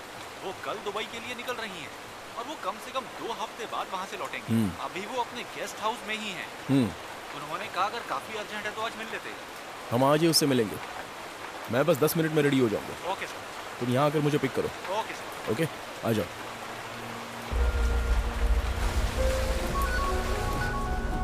सर, मैथ्यूज है, कर्नाटका पुलिस से। लाउड स्पीकर पे डालना। हेलो हेलो आलोक, जिस केस के बारे में तुमने बताया था मैंने इंक्वायरी की है। वो एक सुसाइड था। स्टेटमेंट में लिखा है कि जब पुलिस रूम में गई थी तो उसकी मौत हो चुकी थी। पोस्टमार्टम रिपोर्ट में था किसी कंपाउंड पॉइजन की वजह से मौत हुई है। हमारी टीम ने पॉइजन की बोतल और कुछ ड्रॉप्स कलेक्ट की है। स्पॉट पे हमें इसके अलावा कुछ भी ऐसी सस्पिशियस चीज बरामद नहीं हुई। उसकी माँ का जो स्टेटमेंट था वो भी अनयूजुअल जैसा था। वो अपना रिसर्च पूरा किए बिना ही बेंगलोर अपनी माँ के पास वापस आ गई थी। जब से वो वहाँ से वापस आई थी तब से वो काफी मायूस रहने लगी थी। उसकी माँ का कहना था कि वो घर से बहुत कम बाहर निकलती। Okay okay. हमने उसके मामा जेपी का भी स्टेटमेंट लिया था। निहारिका की माँ के कॉल करने पर वो इस घटना के एक दिन पहले ही बेंगलोर आया था। उसने बताया कुछ दिन पहले निहारिका का एक लड़के के साथ अफेयर चल रहा था। ये सारी चीजें पुलिस इंक्वायरी में सामने आई। पर एक बात साफ है, उसके फैमिली मेंबर्स इस केस में बहुत ज्यादा इंटरेस्ट नहीं ले रहे थे, इसलिए ये केस क्लोज करना पड़ा। ओके मैथ्यूज, अभी के लिए इतना काफी है। ठीक है। हमारे डॉक्टर ने भी यही बताया था, दोनों की बॉडी में एक ही जहर था। तुमने यहाँ कुछ अजीब बात ऑब्जर्व की? निहारिका की मौत के दिन जेपी बेंगलोर में ही था, लेकिन जब हमने उसे पूछा था तब उसने ऐसा नहीं बताया। क्या आपको ऐसा लगा सर कि वो जेपी हमसे कुछ छुपा रहा है? सिर्फ इतना ही नहीं, एक बात और भी है, मैं बताता हूँ। गाड़ी स्टार्ट करो। तो आप लकी को नहीं जानती हैं, है ना? ऑफिसर, जब आपने अभी उसका नाम लिया तब जाके मुझे पता चला कि वो पेंटिंग लकी ने ही बनाई थी। एक्चुअली वो प्रोजेक्ट हमारी टीम की बहुत बड़ी गलती थी। सच कहूँ तो उस पेंटिंग ने हमें दोबारा सोचने पे मजबूर कर दिया और हमने प्रोजेक्ट ड्रॉप कर दिया। आप इस बारे में न्यूज़ में देख सकते हैं। आज वही दीवार शहर की रौनक बन गई है। आप कह रही हैं कि उस दिन तक आपने उसके बारे में कोई इंक्वायरी नहीं की? आशुतोष, ये बैग ले जाओ यहाँ से। Okay ma'am. यस, हमारे इंक्वायरी करने से पहले ही ये मैटर टॉकिंग पॉइंट बन गया था और जैसा कि मैंने कहा, गलती हमारी तरफ से हुई थी, इसलिए उसे सुधारने की जिम्मेदारी भी हमारी थी। जैसा टीवी न्यूज़ में दिखाया गया है, हमारी फर्म इतना बुरा काम नहीं करती, हमेशा फेयर डील करती है। और साथ में ढेर सारे सोशल वर्क भी करती रहती है, लेकिन मीडिया को ये सारी चीजें दिखाई कहाँ देती है। वैसे यहाँ से जाने के बाद आप वापस कब आएंगी? मैम, ये जयप्रकाश है ना? हाँ जी। जयप्रकाश को आप कैसे जानती हैं? जेपी मेरे बहुत अच्छे फ्रेंड है और बहुत अच्छे वेल विशर भी। जेपी कुछ दिनों के लिए बैंगलोर चले गए थे, इसलिए उनकी बहन भी वहीं सेटल हो गई। हमारी मुलाकात वहीं हुई थी। आप भी बैंगलोर में रहती थी? हाँ जी, मैं भी पहले वहीं रहती थी। यहाँ का इंचार्ज मेरा एक पार्टनर था, मुझे उससे कभी कोई प्रॉब्लम नहीं हुई। आपका वो पार्टनर जेपी था? ऐसा नहीं है, वो बस मेरे एक अच्छे दोस्त और वेल विशर हैं, बस इतना ही। Okay miss Sai Priya, thanks for your time. वैसे आपको तकलीफ हुई हो तो sorry. No worries at all. मुझे वापस आने में 1 महीना लग जाएगा, इसलिए मैंने आज मिलने को कहा था। ओके। जेपी से इसका कुछ ना कुछ कनेक्शन जरूर है। उसने जो कुछ भी बताया उसमें कुछ गलत नहीं है।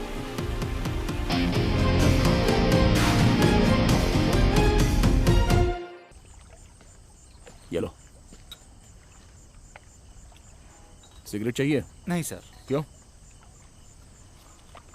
वैसे क्या सोच रहे हो? कुछ नहीं सर। आपने जो डायरी में पढ़ा और इस केस को देखकर मुझे भी लगता है कि जयराम सर बिल्कुल सही कह रहे थे। मुझे अब डर लगने लगा है। जब से मेरा बच्चा घर में आया है, वो जरा भी रोता है या कभी उदास हो जाता है तो उसे देख के बहुत दुख होता है। अगर उसे जरा भी चोट लगती है या जरा भी दर्द होता है तो फिर हम दोनों ही न जाने क्यों परेशान से हो जाते हैं और फिर हम दोनों डर जाते हैं। फिर ये जेपी जैसे लोग उसी खून के रिश्ते के साथ गलत कैसे कर लेते हैं समझ नहीं आता।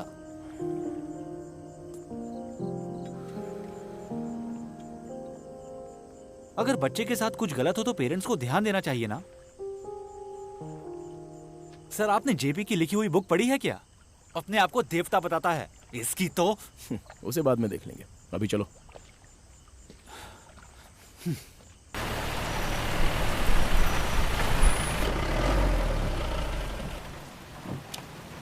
ठीक है, कल मिलते हैं।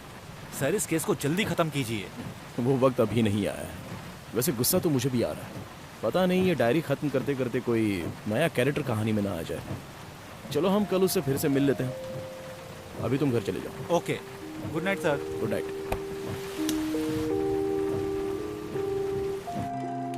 लकी, तुम्हारी तरह लोगों की जिंदगी भी एक खुली किताब है। तुम्हारी ये सोच गलत है, तुम्हें इसे बदलना होगा। तुम्हें अपनी प्राइवेसी की वैल्यू करनी चाहिए। जब मेरी मॉम ऐसा करती है तब भी मुझे अच्छा नहीं लगता। हमारी डायरी में हमारी प्राइवेसी होती है। डायरी पढ़ने के बाद तुम्हारे चेहरे पर कोई पछतावा नहीं था। इसे भी बदलो।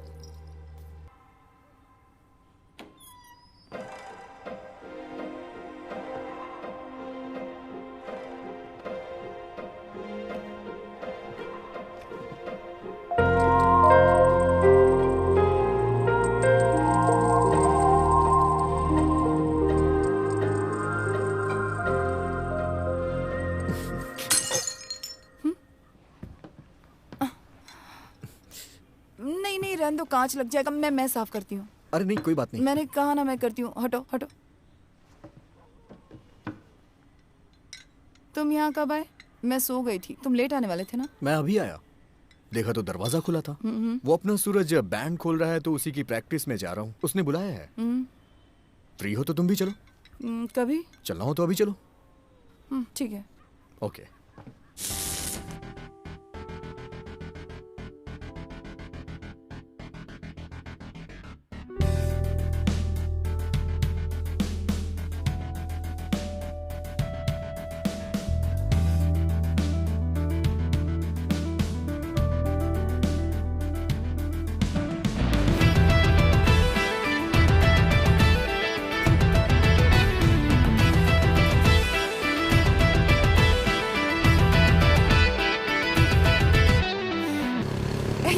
कॉकरोच, ये नाम तुम्हारे बैंड का किसने रखा? जब उन लोगों के पास कोई काम नहीं था ना, हाँ, तो उन लोगों ने एक गाना बनाया था कॉकरोच। इसी से बैंड का नाम भी पड़ गया। उन लोगों का घर कहाँ है? वो आज का बर्थडे बॉय था ना, रोहन। हाँ। सुरभि और रोहन दोनों अनाथ आश्रम में ही पले बड़े हैं। हाँ। जब मैं उनके साथ घूमता था तो शिव सर मुझे यहाँ लेके आए थे। उनमें काफी टैलेंट है, तभी तो उनकी फैन फॉलोइंग है। तुम्हें पता है कल वो टूर पे जा रहे हैं बैंड परफॉर्म करने के लिए। अच्छा। हाँ। वैसे वो रोहन ना मुझे कुछ अजीब सा लग रहा था। हे, उसे बुरा इंसान मत समझो यार, वो बहुत अच्छा लड़का है। मेरी तरह उसकी भी कोई फैमिली नहीं है, लेकिन हम खुश हैं।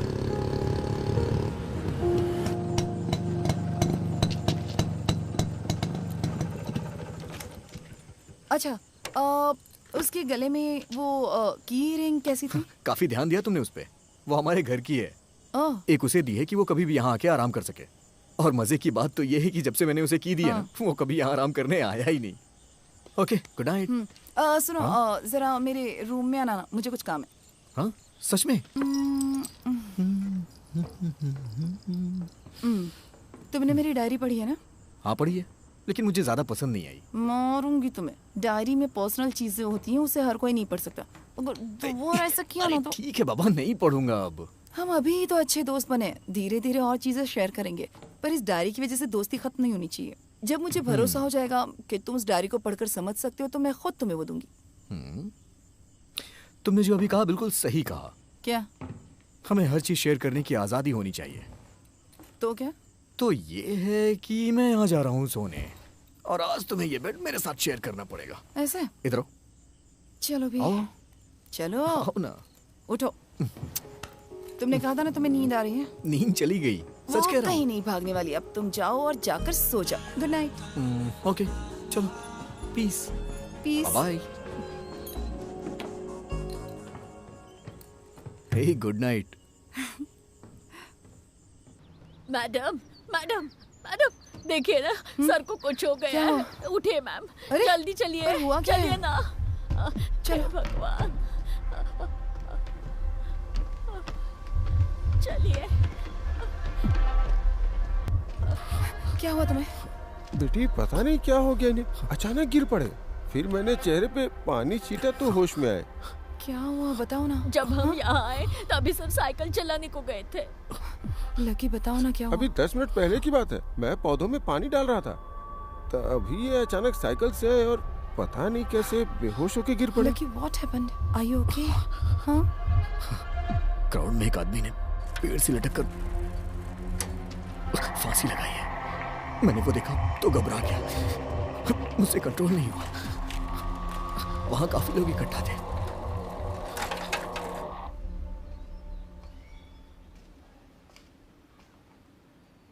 सो गए क्या? ऐसा कई बार हो चुका है। जब से इनकी माँ की मौत हुई तब से ये बहुत डरे रहते हैं, इसलिए शिवा सर हमें यहाँ लेकर आए। आंटी है आपके पास? शिवा अंकल का नंबर है? नंबर शायद उनके पास होगा, मैं देखती हूँ।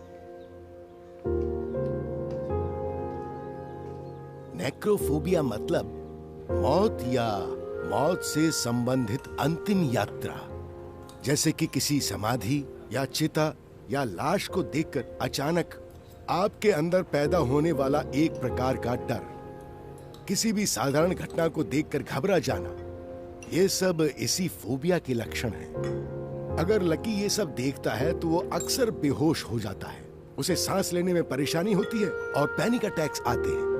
ये फोबिया कोई नॉर्मल फोबिया नहीं है, इट्स कॉम्प्लिकेटेड। इस डर को दिमाग से बाहर निकालने के लिए आजकल कई ट्रीटमेंट्स अवेलेबल हैं। इसी डर को बाहर निकालने के लिए मैंने उसे आर्ट की तरफ डाइवर्ट कर दिया था। उसे ड्राइंग करना बहुत पसंद था। कई मरीज इससे ठीक हो चुके हैं। कला इंसानी दिमाग को बदलने की बेस्ट थेरेपी है, दैट्स साइंटिफिकली प्रूवन। लकी के केस में हमने ऐसे ही किया। उसकी मम्मी की मौत के बाद हमें लगा कि वो ठीक हो जाएगा। असल में वो सिर्फ नेक्रोफोबिया का ही शिकार नहीं है, वो टेनेटोफोबिया से भी जूझ रहा है। It's called death anxiety. अपनी मॉम की मौत देखकर लकी के दिमाग में ये डर बहुत बुरी तरह से समा गया है, और ये कंडीशन ऐसी भी नहीं है कि ठीक ना हो, but it will take time. तुम्हारे अंदर का डर देखकर मैं भी काफी घबरा गई थी लकी। मैं उम्मीद कर रही थी कि तुम जल्दी ठीक हो जाओ। लकी, आज तुमने जो भी किया ना, वो सच में बहुत डरावना था। जो सीक्रेट्स मैं अपनी मॉम से शेयर नहीं करती वो तुमसे किए, और वो तुम सबको बता रहे हो। ए, तुम जाकर गाड़ी ले आओ, मैं यहीं पर रुकती हूँ। मैंने यहीं पास में ही पार्क किया है, चलो चलते हैं ना। मैंने वहाँ पार्क करने से मना किया था ना, वहाँ कोई और गाड़ी नहीं थी। हाँ, मैं इतना भी अमीर आदमी नहीं हूँ कि मैं तुम्हें फिल्म भी दिखाऊं और पार्किंग के पैसे भी दूं। यहीं पास में ही पार्क किया है, चलो चलते हैं ना, क्या दिक्कत है तुम्हें? 5 रुपए के लिए इतनी बहस? 10 फिल्में देखेंगे तो 50 रुपए हो जाएंगे। पर अभी तो एक ही फिल्म देखी ना, बाकी की बाद में देखेंगे। देखो मैं अब और नहीं चल सकती, मुझे बहुत भूख लगी। तुम्हें भूख लगी है ना? हाँ। चलो। कहाँ? मेरे पास एक अच्छा आइडिया है। हाँ। खाना खाने का। आजा। लेकिन क्या कर रहे हो, ये कैसी जगह है? हाँ चलो बैठो ना। ये तो मुझे कोई शादी की पार्टी लगती है। मुझे नहीं पता है कि यहाँ क्या हो रहा है, मुझे भूख लगती है तो मैं यहाँ खाना खाने आ जाता हूँ। फ्री में खाना मिलता है, वो भी कमाल का। अच्छा। खाना खाओ और हंसते हुए निकल जाओ। लकी कुछ प्रॉब्लम हो कुछ गई नहीं तो? होगा, मैं खाना लेके आता हूँ। 2 प्लेट देना। ये लो खाओ। इसके साथ कुछ फ्राई चीजें नहीं है क्या? यहाँ हम अपनी पसंद का नहीं खा सकते, जो मिल जाए वो चुपचाप खा लो।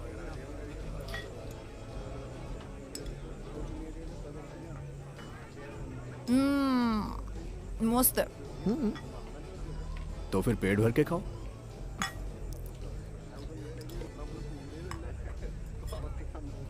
लकी मामा सामने खड़े हैं।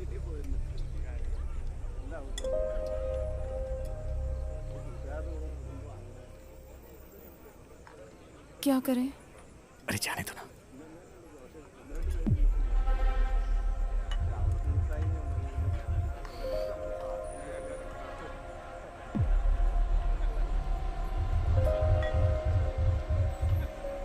लकी वो इसी तरफ आ रहे हैं।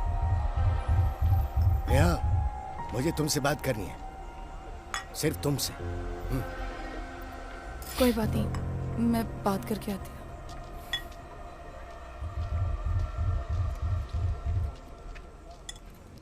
नेहा, तुम ये क्या कर रही हो? उसके साथ क्यों घूम रही हो? आपसे ज्यादा मैं उसके साथ सेफ हूँ। जरा एक पैक बनाना। मैंने अब तक तुम्हारी मॉम को कुछ नहीं बताया। हाँ तो बताना है तो बता दो, मैं भी उन्हें कुछ बताना चाहती हूँ। तुम उसे नहीं बता सकती। बस अब सोचते रहो, अब मुझे कोई डर नहीं है, ध्यान रखना। तुमने इसे कुछ बताया? क्यों, क्या हुआ? मैं तुम्हें छोड़ो मुझे। नहीं, मेरी बात सुनो। छोड़। तुम्हारा इसे हाथ मत लगाना। तू कौन है? ये हमारा फैमिली मैटर है। फैमिली मैटर है तो घर में सुलझा, लेकिन इसे हाथ मत लगाना। जब तूने इसके साथ गलत किया ना, तब ये बच्ची थी। लकी चलो यहाँ से। बताने दो ना, इसकी सच्चाई सबको पता चलनी चाहिए। चुप। तूने सिर्फ इसकी जिंदगी बर्बाद किया या फिर और भी बच्चियों की? लकी प्लीज चलो ना, प्लीज यहाँ से चलो। नेहा, जिसकी भी बेटियां, इसको घर में घुसने मत देना। चलो। ये दरिंदा है, दरिंदा। प्लीज। नेहा।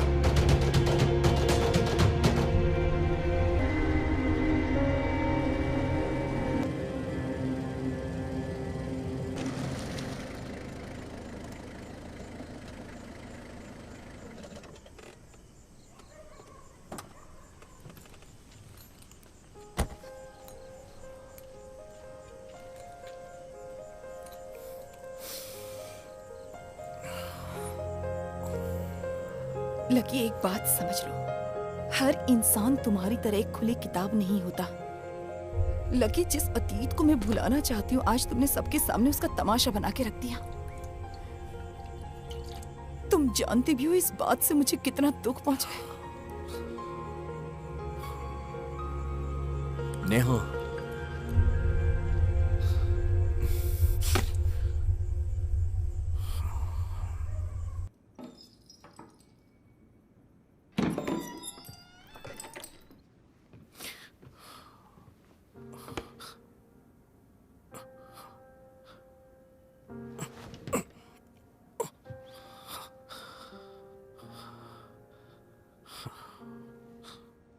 इतना सब हो जाने के बाद मैं उसके साथ कैसे नॉर्मली बिहेव करूं समझ नहीं आया।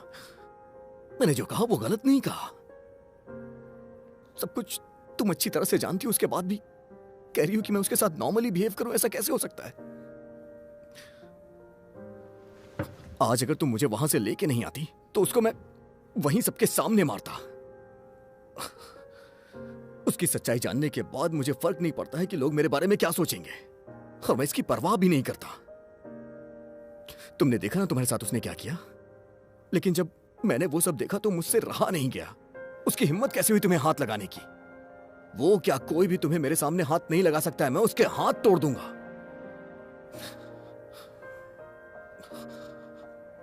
मैं अच्छी तरह से जानता हूं नेहा, तुम यहां हमेशा रहने के लिए नहीं आई हो, लेकिन आज उसने तुम्हारे साथ ऐसा किया, मुझे कंट्रोल ही नहीं हुआ। लेकिन एक बात जान लो, इस दुनिया में तुमसे बढ़कर मेरे लिए कोई नहीं है।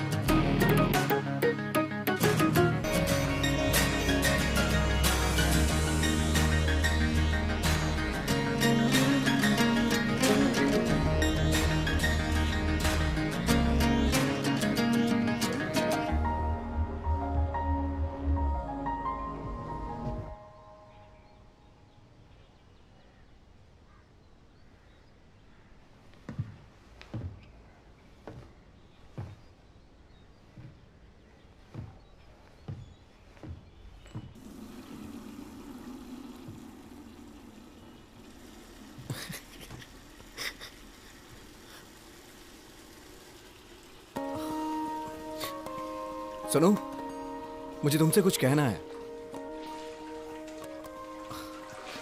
मुझे पता इस तरह से नहीं कहना चाहिए, तुम बाथरूम में हो और मैं ये सब बोल रहा हूं, लेकिन मुझे इस तरह से बोलना बहुत सेफ लग रहा है। मुझे ऐसा लगता है कि मैं फर्स्ट लवर हूं जो अपनी गर्लफ्रेंड को बाथरूम में प्रपोज करूंगा, लेकिन ऐसा करने में कोई बुराई नहीं है।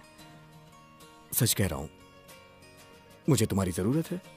अगर तुम नहीं हो तो फिर मेरी जिंदगी में कुछ भी नहीं है, मेरा कोई वजूद नहीं। मैं पेंटिंग करूंगा और तुम रिसर्च करना, इसी तरह से हम खुशी खुशी अपनी जिंदगी काट लेंगे और हमारे बच्चे थुक लगा के पेज पलटेंगे। ये देख के मैं खुश होऊंगा। तुम समझ रही हो ना? I love you. तुम जल्दी से नहा के बाहर आओ, मैं यहीं बैठा हूं।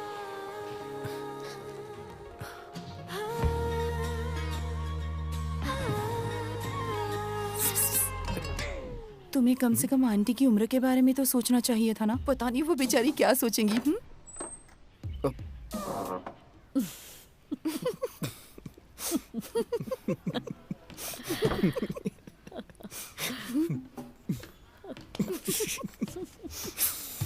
ये फूल किसके लिए लाए हो?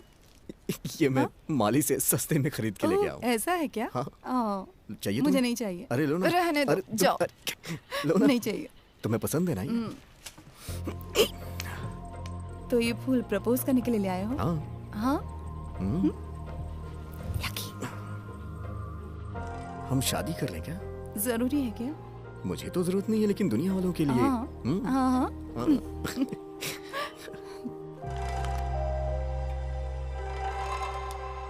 लकी, मुझ जैसी लड़कियों के बड़े एक्सपेक्टेशंस होते हैं, खासकर लव और रिलेशनशिप के बारे में तो ज्यादा। जैसे मैंने उम्मीद की थी, तुम्हारा प्रपोजल उतना अच्छा नहीं था। अच्छा होता अगर उसमें कुछ एक्साइटमेंट और ड्रामा होता। ये थोड़ा और रोमांटिक और ठीक से हो सकता था।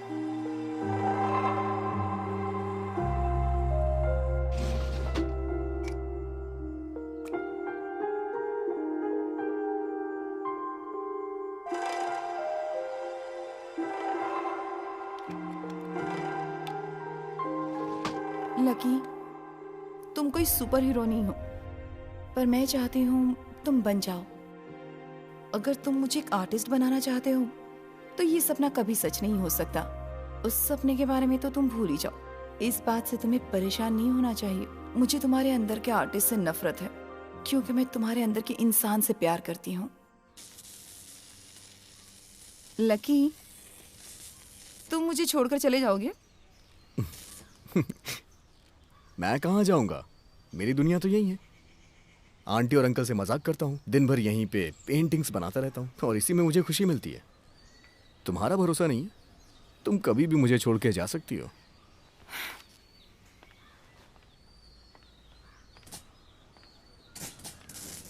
पर मैं कहाँ जा सकती हूँ? तुम चाहते हो कि मैं चली जाऊँ? तुम्हारे पास जाने के लिए कई जगह हैं। बैंगलोर जा सकती हो या फिर कलकत्ता भी जा सकती हो अपने डैडी के घर। तुम्हारा रिसर्च यहाँ कंप्लीट नहीं हुआ तो विदेश भी जा सकती हो। मैं कहाँ जाऊँगा, मेरी दुनिया तो यही है।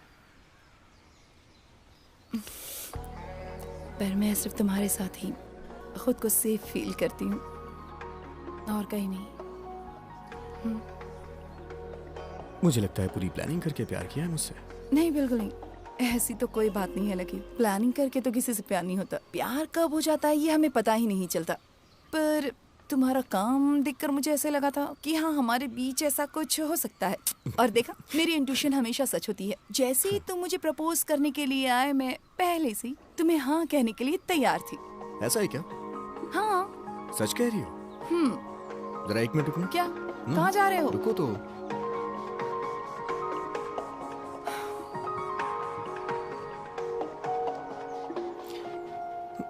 ये क्या है? हाँ? ये मेरी माँ का है। वो ये चाहती थी कि मैं इसे हमेशा अपने साथ रखूं, क्योंकि ये लकी है।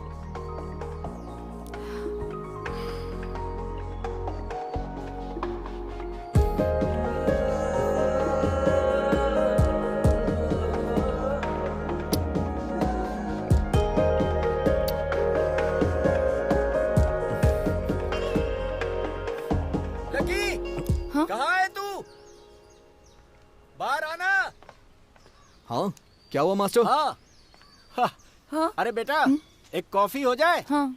कड़क वाली। सुनो, तुम यहाँ मजे से अपने घर में बैठे हो। पता है सलोमी और मार्टिन क्यों नहीं आ रहे? और हाँ, पता है मौसी के साथ क्या हुआ है? क्या हुआ मास्टर? हाँ, अब तुम्हारे आसपास क्या हो रहा है ये बताने के लिए कोई बाहर वाला आएगा। नीचे आओ, चलो आओ जल्दी। हाँ। बेवकूफ कहीं का। घर खरीदने वाले आ रहे हैं, हम बेघर हो जाएंगे। वो कोर्ट से ऑर्डर भी लेकर आए। बताओ हम कहाँ जाएंगे? तुम्हें उस कंपनी वाले और लड़कों से बात करनी चाहिए। हो सकता है सब ठीक हो जाए। पहले तो वो लोग तैयार हो गए थे, पर पता नहीं अब क्या हो गया। पता नहीं अब राजम्मा का क्या होगा। उनका पति चला गया। उन्होंने 10-12 साल उसका इंतजार किया। इस कॉलोनी में घर के अलावा उनका कुछ भी नहीं है। हे भगवान, उनकी रक्षा करना। ये सुनने के बाद उन्होंने हॉस्पिटल आने को कहा था।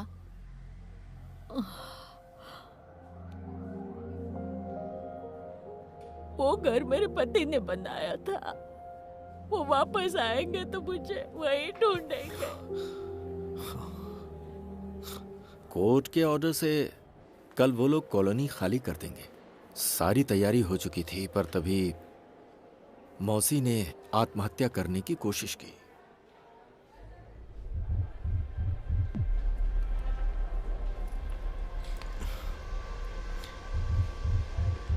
कैसे हुआ ये? हमने आवाज सुनी। जब तक हम वहाँ पहुंचे उससे पहले वो कुएं में कूद पड़ी। हमें लगा वो बचेगी नहीं। उनके गिरते ही हम भी कुएं में कूद गए। उनके बाल थोड़े दिख रहे थे, वही पकड़ के बाहर निकाला।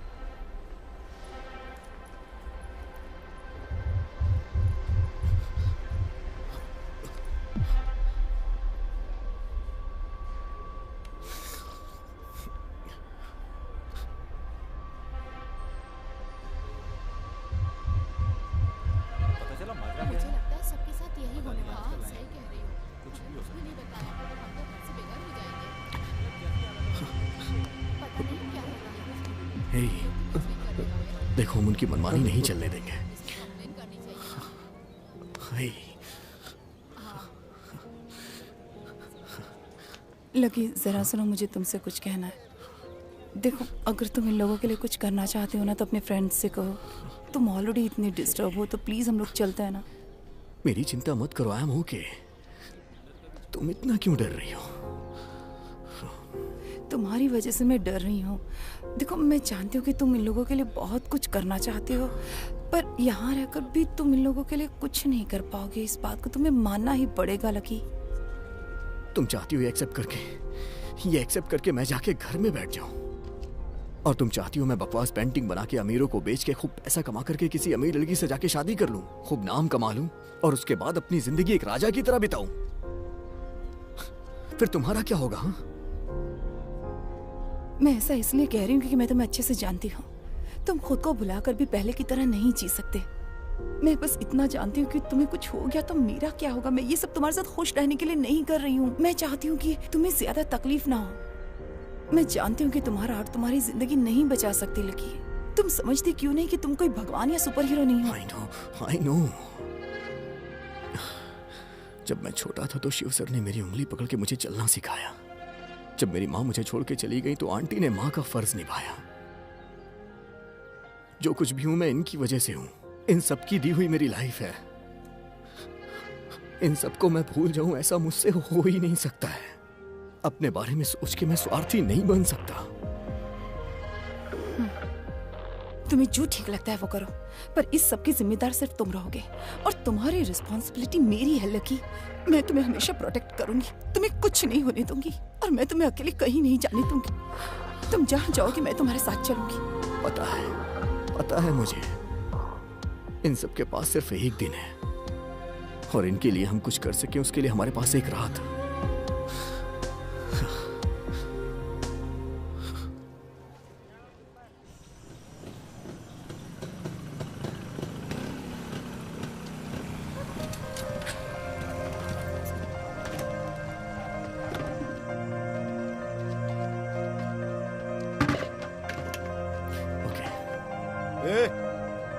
क्या हो रहा है? कौन हो तुम लोग? अरे भाई जरा इधर आओ। इसलिए अरे आओ बताओ। चलो लकी।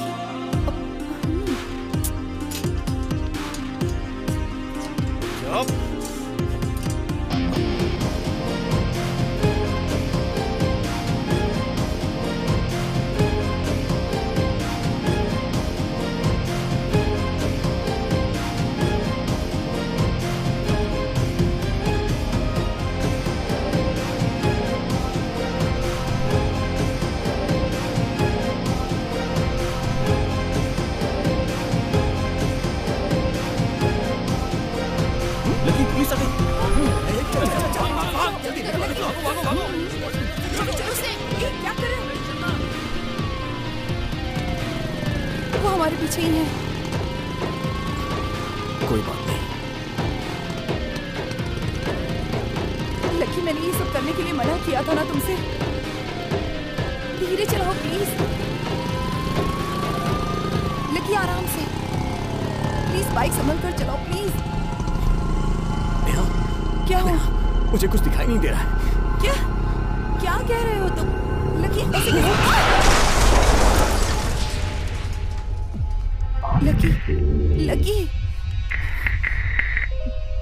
लकी अपनी आंखें खोलो। लकी उठो। लकी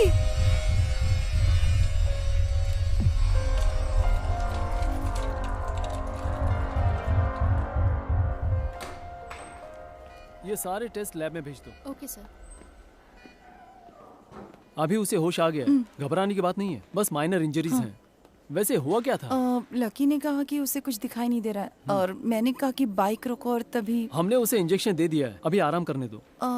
लकी को एक्चुअली नेक्रोफोबिक है, तो कभी कभी उसे इस तरह की प्रॉब्लम्स होती रहती हैं। आज रात उसे हमारे ऑब्जर्वेशन में रहने दीजिए, कल हम उसका स्कैन करेंगे। रिपोर्ट के बाद ही डिसाइड करेंगे क्या करना है। ओके?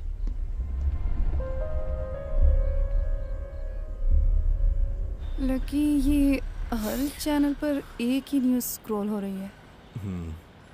उन लोगों ने बात करने के लिए बुलाया होगा ही नहीं। पता नहीं क्या चल रहा होगा कॉलोनी में। कल मेरा फोन स्विच ऑफ हो गया था, फिर मैं कहीं नहीं गई। रूम में सोने से थकान होती है यार, और बाहर ठंड होती है और आवाजें आती हैं। मेरा सर दर्द से फट रहा है। वो लोग यहाँ ज्यादा देर रुकने नहीं देंगे। देखो, अगर तुम रिलैक्स करना चाहते हो तो फिर मैं तुम्हें घर छोड़ दूँ। हम उन्हें बिना बताए वहां से निकल जाएं। क्यों? कल दोपहर तक की तो बात है, फिर हम लोग निकल जाएंगे।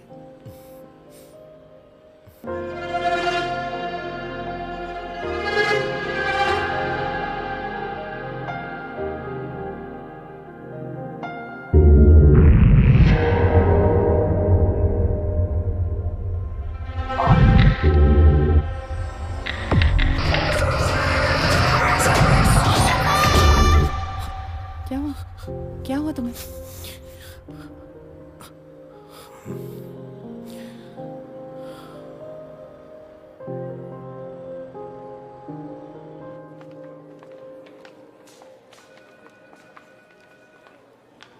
लकी की स्कैन रिपोर्ट्स आ गई? रिपोर्ट अभी नहीं आई मैम, आप डॉक्टर से मिल लीजिएगा। डॉक्टर अपने केबिन में। Okay, thank you. क्या इस फोबिया के अलावा भी लकी को कोई फिजिकल या मेंटल इशू है? कोई ख़ास प्रॉब्लम तो नहीं है उसे। उसे तो एक्सरसाइज करना भी पसंद है, जैसे साइकिलिंग, जॉगिंग, मतलब वो फिजिकली तो काफ़ी फिट है। Do you find any symptoms of migraine? इसके अलावा मेमोरी लॉस, ऐसा कुछ महसूस किया? इस फोबिक अटैक के वक्त उसके सामने अंधेरा छा जाता है, पर इसके अलावा तो कोई प्रॉब्लम नहीं है। यह है डॉक्टर सुदर्शन, हमारे हॉस्पिटल के सीनियर डॉक्टर्स में से हैं। पेशेंट का नाम देखकर ही इन्हें पता चल गया था। लकी की माँ का इलाज भी इन्होंने किया था। We found something in scan. Second opinion के लिए ही डॉक्टर सुदर्शन को बुलाया है। क्या हुआ डॉक्टर? क्या पता चला आपको? लकी, तुमने मुझे खुद से दूर क्यों किया? तुम्हें पता है ना, मैं तुम्हारे बिना नहीं जी सकती। तुम जी पाओगे? तुमने कहा था हम साथ बारिश में भीगेंगे, और अब तुमने मुझे बारिश में अकेले छोड़ दिया। आज 10 दिन हो चुके हैं। मैंने कई बार सोचा कि वहां हूं, पर सोचा कि अगर तुमने अपने घर के दरवाजे मेरे लिए बंद कर दिए तो मैं उसी पल मर जाऊंगी। तुम यहाँ हो, मुझे तुम्हें गले लगाना है। मैं तुम्हें अपने दिल के करीब रखना चाहती हूँ। मैं तुम्हें बहुत प्यार करना चाहती हूँ। मुझे पता है तुम आओगे। I'll be waiting, missing you like hell, Neha.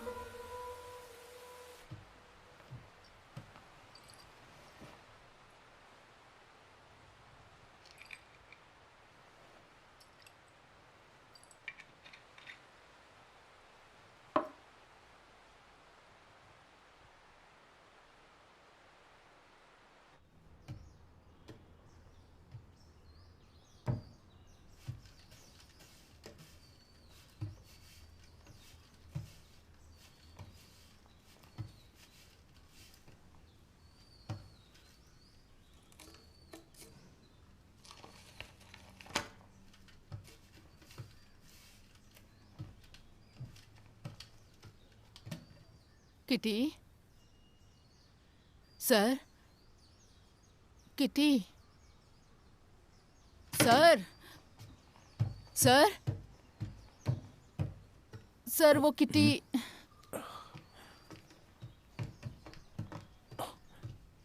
Kitty, Kitty, Kitty, Kitty, kitty.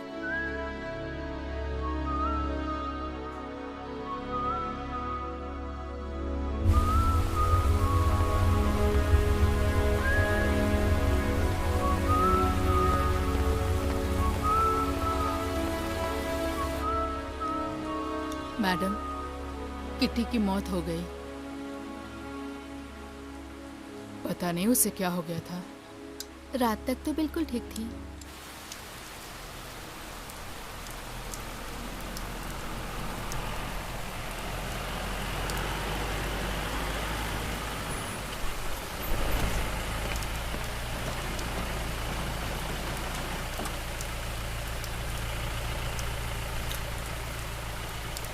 पहले जरा फातिमा हॉस्पिटल चलना। जी सर।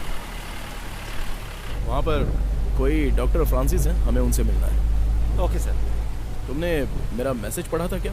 हाँ पढ़ा। ओके, तो उस बैंड का पता चला? सर मैंने उन्हें कांटेक्ट किया था। उन्होंने बताया कि वो लोग अपना टूर कैंसिल करके वापस आ रहे हैं। वो लोग जल्द ही आ जाएंगे। मैंने उन्हें कांटेक्ट करने को कहा है। ऐसा लग रहा है आप रात भर डायरी पढ़ते रहे। पूरी पढ़ ली। उसमें कुछ इंपॉर्टेंट मिला? नहीं, अभी तक तो कुछ मिल नहीं पाया है। केस अभी भी अनसॉल्व है और शक कई लोगों पर है। लकी के बारे में मैंने पेपर में पढ़ा, पर Niharika, it was a shock sir. बताइए सर, मैं आपकी क्या मदद कर सकता हूँ? लकी और निहारिका यहाँ पर आए थे। आप बता सकते हैं उस दिन क्या हुआ था? वो दोनों यहाँ एक एक्सीडेंट की वजह से आए थे। ये बात हम सबको काफी लेट पता चली कि लकी की माँ को सेरेब्रल कैंसर था और तब उन्हें कोई स्पेशल ट्रीटमेंट देने का हमारे पास वक्त ही नहीं बचा। तो उसके बाद क्या हुआ? अनफॉर्चुनेटली वैसा ही बेटे के साथ हुआ है। सच कहा जाए तो लकी का दर्द उसकी माँ से ज्यादा है। ऐसे केस में सिम्टम दिखाई दे जाते हैं। आज जो हुआ उसका कारण उसका फोबिया था, इग्नोर करना चाहिए था। आई मेंट व्हाट हैपेंड यस्टरडे। मुझे ये कहने में बड़ा बुरा लग रहा है, लेकिन मैं सच्चाई नहीं छुपाता, because there is no point in beating around the bush. हम कुछ और टेस्ट्स कर सकते हैं, लेकिन डायग्नोसिस से सारे रिजल्ट सेम ही आने वाले हैं। Not to suggest for the treatment. Am I right doctor? Yes sir. क्या हम सच्चाई उसे? नहीं, अब भी रहने दीजिए। ठीक है। उसकी मेंटल कंडीशन को देखकर मैं भी यही सजेस्ट करने वाला था। एटलीस्ट जब तक पेन फील नहीं होता तब तक तो वो चैन से जी सकें।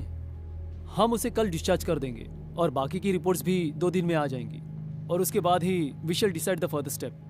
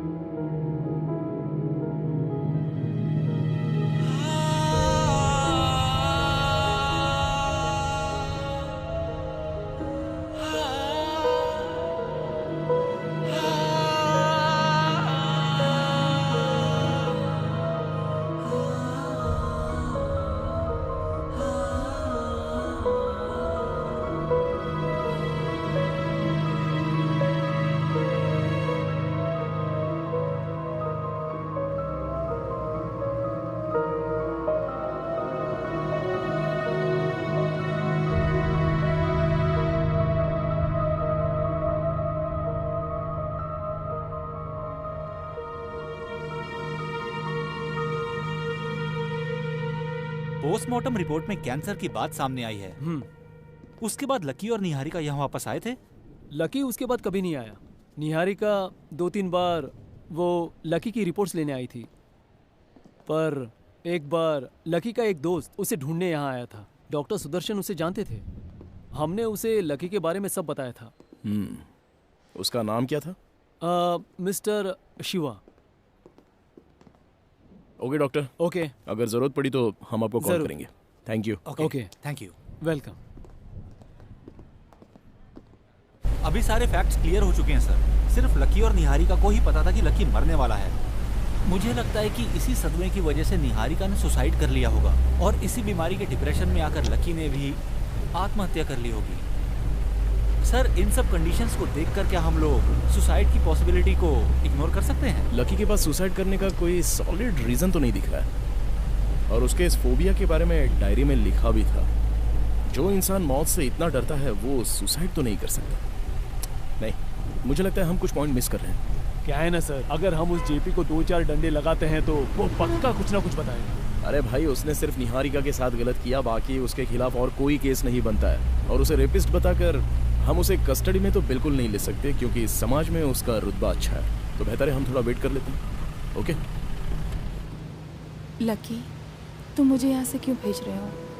तुम्हें पता है मैं तुम्हारे बिना नहीं जी सकती। तुम जी पाओगे? तुमने कहा था हम दोनों बारिश में साथ भीगेंगे और उसी बारिश में तुमने मुझे अकेले छोड़ दिया।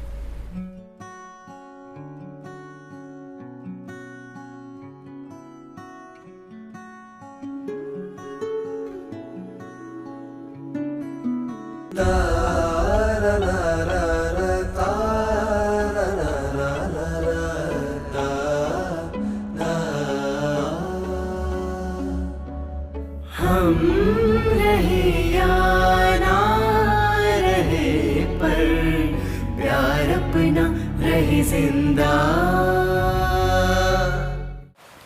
सर चाय। हाँ। कुछ खाने के लिए लाऊं सर? नहीं बस। हाँ। अच्छा, शिवा के बारे में तुम्हें कोई बात पता है? हाँ, मैंने उसकी इंक्वायरी की थी। हाँ। लगता है वो निहारिका और लकी की मौत से पहले ही किसी यात्रा पर निकल गया था। हमने उसे कांटेक्ट किया था पर वो नॉट रीचेबल था। ऐसा पता चला कि वो यात्रा पर अक्सर जाता रहता है।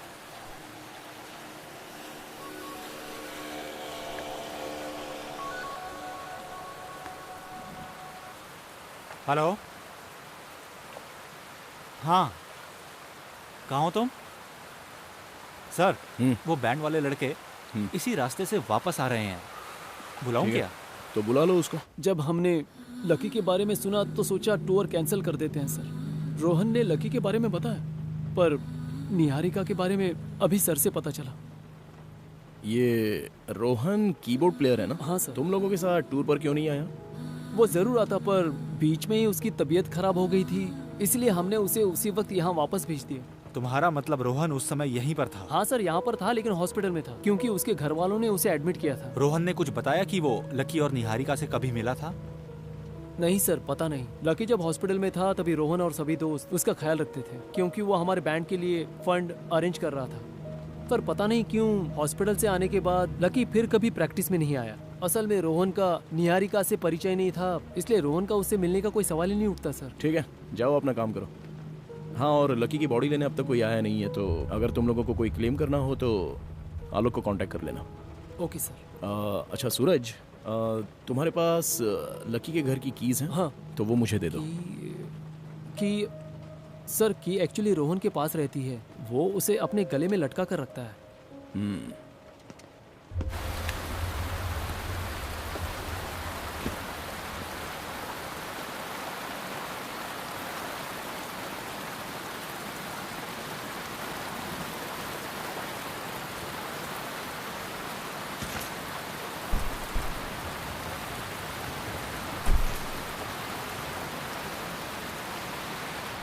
सर, आपको नहीं लगता कि हमें इन पर थोड़ा सा और प्रेशर बनाना चाहिए? नहीं, उसका तो कोई फायदा नहीं होगा। और वैसे भी मुझे क्राइम का कोई खास मोटिव नजर नहीं आ रहा है। और ये जो निहारिका की आत्महत्या और लकी की मौत में जहर का सेम होना, जब हम इसके पीछे की वजह पता लगा लेंगे तो सब कुछ क्लियर हो जाएगा। मेरे ख्याल से इसके पीछे वही शख्स हो सकता है जो दोनों जगहों पर जा सकता था, दोनों के बहुत ही करीब था और जो दोनों की पूरी डिटेल्स रखता था। जिसकी वजह से मेरी भांजी ने सुसाइड किया। उस बदमाश के बारे में आप मुझसे सवाल करने आए हैं? आलोक, आइंदा मेरे सामने निहारिका को अपनी बेटी या भांजी मत कहना, समझे? उसने अपनी डायरी में तुम्हारे बारे में सब बता दिया है। हम उसकी पूरी डायरी पढ़कर ही आए हैं। कोई हैवानी ऐसी घिनौनी हरकत कर सकता है? तुझे डूब मरना चाहिए। तेरी तो आलोक, बस हो गया। तुमने देख लिया ना जेपी, अब तो सच्चाई बता दो या फिर हम अपने तरीके से इंक्वायरी करें। मेरी लाइफ बर्बाद मत करना, मैं सब बताता हूँ। निहारिका के साथ मैंने गलत किया था और उसके लिए मैंने उससे माफी भी मांगी थी, लेकिन उसने मुझे माफ नहीं किया। But I was a changed man. Change man? और तू इसी वजह से उन दोनों को मार दिया है ना? मेरा यकीन करो, जब वो नेहा को साथ लेकर चला गया तब मैं उसकी मौत की दुआ करता था, पर मैंने कुछ किया नहीं। And how could you even imagine that I have done this? इससे बात करना तो बेकार है। चलो जेपी, एक बात याद रखना, तुम्हें गुनाहों की माफी तो कभी नहीं मिलेगी। मुझे तुम्हारी ताकत के बारे में और तुम्हारे पॉलिटिकल कनेक्शंस के बारे में सब कुछ पता है, लेकिन इन सब का कोई फायदा नहीं होगा। बिलीव मी, मैंने कुछ नहीं किया। One last question mister JP. Yes. इस बार सिर्फ सच ही बोलना। निहारिका की मौत के बाद क्या तुम कभी लकी से मिले थे? और एक बात क्लियरली बता दो कि निहारिका की मौत जिस दिन हुई थी तब तुमने लकी को कहीं देखा था? नहीं तो मैंने लकी को आखिरी बार रिसेप्शन पार्टी में ही देखा था। चलो।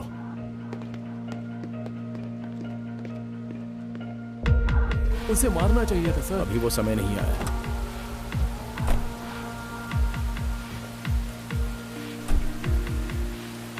मुझे बिल्कुल यकीन है कि इसी ने उसे मारा होगा। अभी ये बात क्लियर तो नहीं हुई है। हाँ, अगर इन दोनों की मौत का कारण एक ही है तो हमारा पहला शक जेपी पर जाता है, क्योंकि इनकी मौत के पीछे उसके पास बड़ा मोटिव था। लेकिन हमारे पास अभी ऐसा कोई सबूत नहीं है कि हम उसे खूनी मान लें। जब तक सबूत नहीं मिलता तब तक वो सेफ है। अब सर अगला स्टेप क्या है? अभी हम शिवा और कॉलोनी के लोगों से बात कर लेते हैं, उसके बाद ही कुछ डिसाइड कर पाएंगे।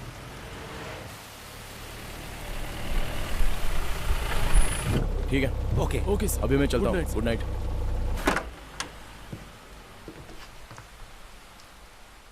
हाँ, बैठी रहो।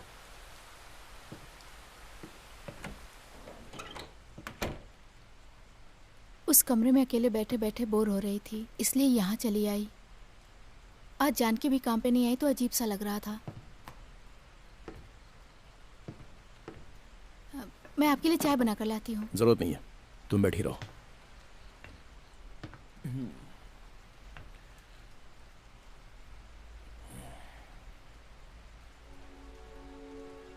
क्या तुम मुझसे अभी नाराज हो?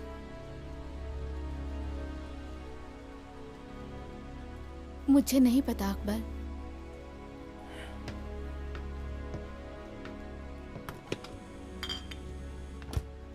क्या हुआ, इतने टेंशन में क्यों हो? जयराम सर हमेशा कहते हैं कि हमारे पास हर सवाल का जवाब नहीं होता है।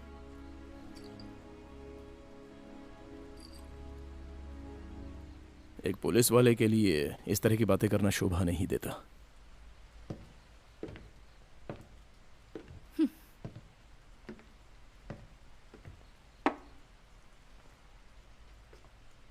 मुझे तुमसे एक जवाब चाहिए फातिमा। तुमने वो आर्टिस्ट लकी की मौत के बारे में तो सुना होगा ना? हाँ, मैंने पढ़ा था। पिछले 3 महीनों से निहारिका नाम की एक लड़की उसके साथ रहती थी।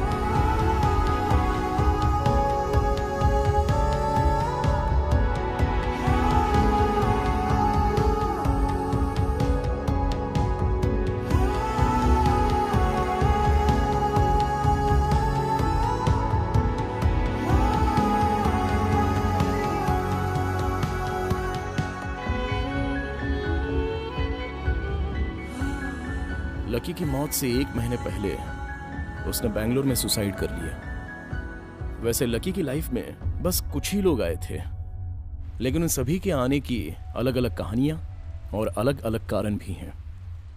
लेकिन प्रूव करने के लिए कोई सॉलिड एविडेंस नहीं है। वो ये लोग भी हो सकते हैं और कोई दूसरा भी हो सकता है, लेकिन अभी तक हमारे पास कोई डिटेल्स नहीं है। हो सकता है निहारिका चाहती रही हो कि लकी की मौत बिना किसी तकलीफ के हो।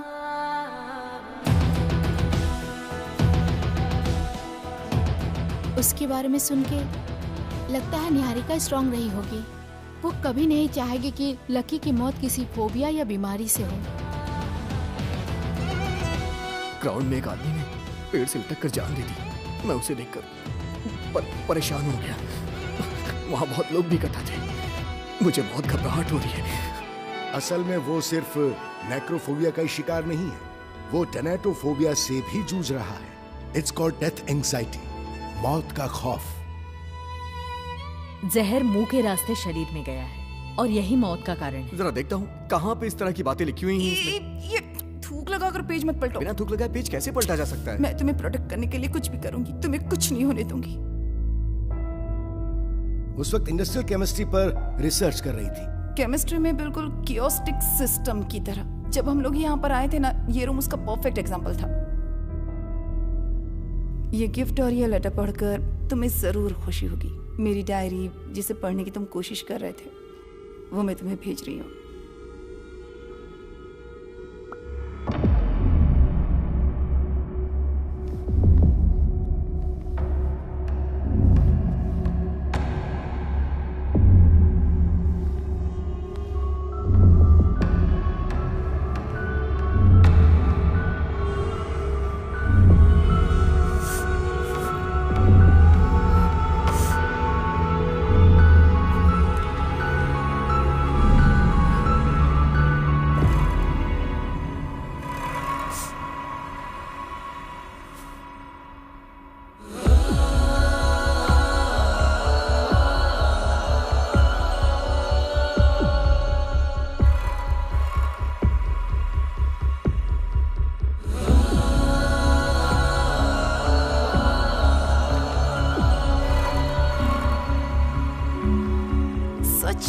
लकी, तुम्हारे कितने चेहरे हैं। तुम्हारा गुस्से वाला चेहरा तब देखा था जब हम पहली बार मिले थे, बाद में तुम सीरियस हो गए और अब पूरी पिक्चर ही बदल चुकी है। कोई बात नहीं, दोनों चेहरे ना बहुत अच्छे हैं। उस रात मुझे लगा कि लड़ने और झगड़ने के लिए हम अच्छे दोस्त बन सकते हैं, पर अब मुझे लगता है तुम पूरी जिंदगी मेरे साथ रहकर मुझे सही रास्ता दिखाओगी। तुम यहीं रुकोगे? मुझे अच्छा लगता है कि तुम मुझे गले लगाकर मनाओ, क्योंकि रिलेशनशिप में मैं इस तरह से किसी को नहीं मना पाती। हमारी पहली मुलाकात प्यार में बदल जाएगी, ऐसा तो मैंने बिल्कुल नहीं सोचा था। मैं जानती हूँ तुमने हमेशा कोशिश की, बहुत कोशिश करती थी ना मेरी डायरी पढ़ने की। अब पढ़ो, देखो मुझे तुम्हारा इस तरह से गुस्सा होना बिल्कुल अच्छा नहीं।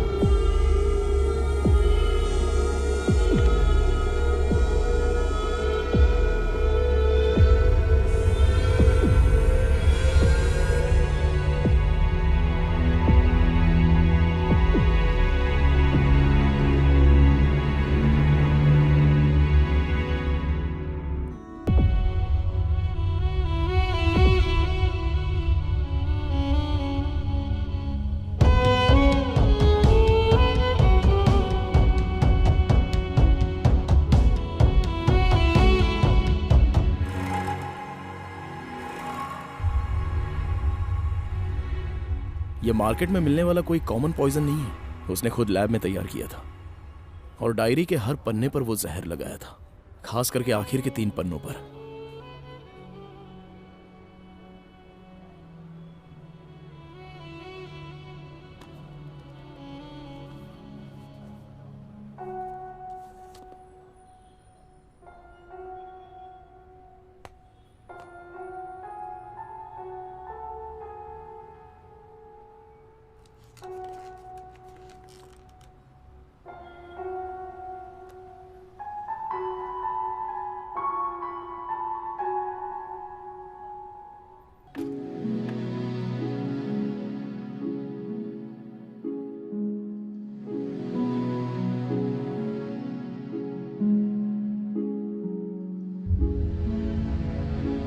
मैं एक कहानी सुनाता हूँ। हाँ। जंगल में एक कीचड़ की बूंद और एक खूबसूरत पत्ता दोस्त बन जाते हैं। उनकी दोस्ती प्यार में बदल जाती है। दोनों एक दूसरे को बहुत प्यार करते हैं। फिर दोनों एक दिन जंगल की खूबसूरती देखने का सफर शुरू करते हैं। कुछ दूर जाने के बाद जंगल में एक जोर की आंधी आती है। फिर पत्ते को हवा से बचाने के लिए कीचड़ उसे अपने अंदर छुपा लेता है। फिर दोनों का सफर शुरू हो जाता है। तेज हवा थम जाती है, तभी तेज बारिश शुरू हो जाती है। वो खूबसूरत पत्ता कीचड़ को बचाने की कोशिश करता है। कुछ देर के बाद बारिश के साथ तेज हवाएं चलने लगती हैं। आंधी पत्ते को उड़ा ले जाती है और पानी कीचड़ को बहा ले जाता है और यहीं दोनों का साथ छूट जाता है।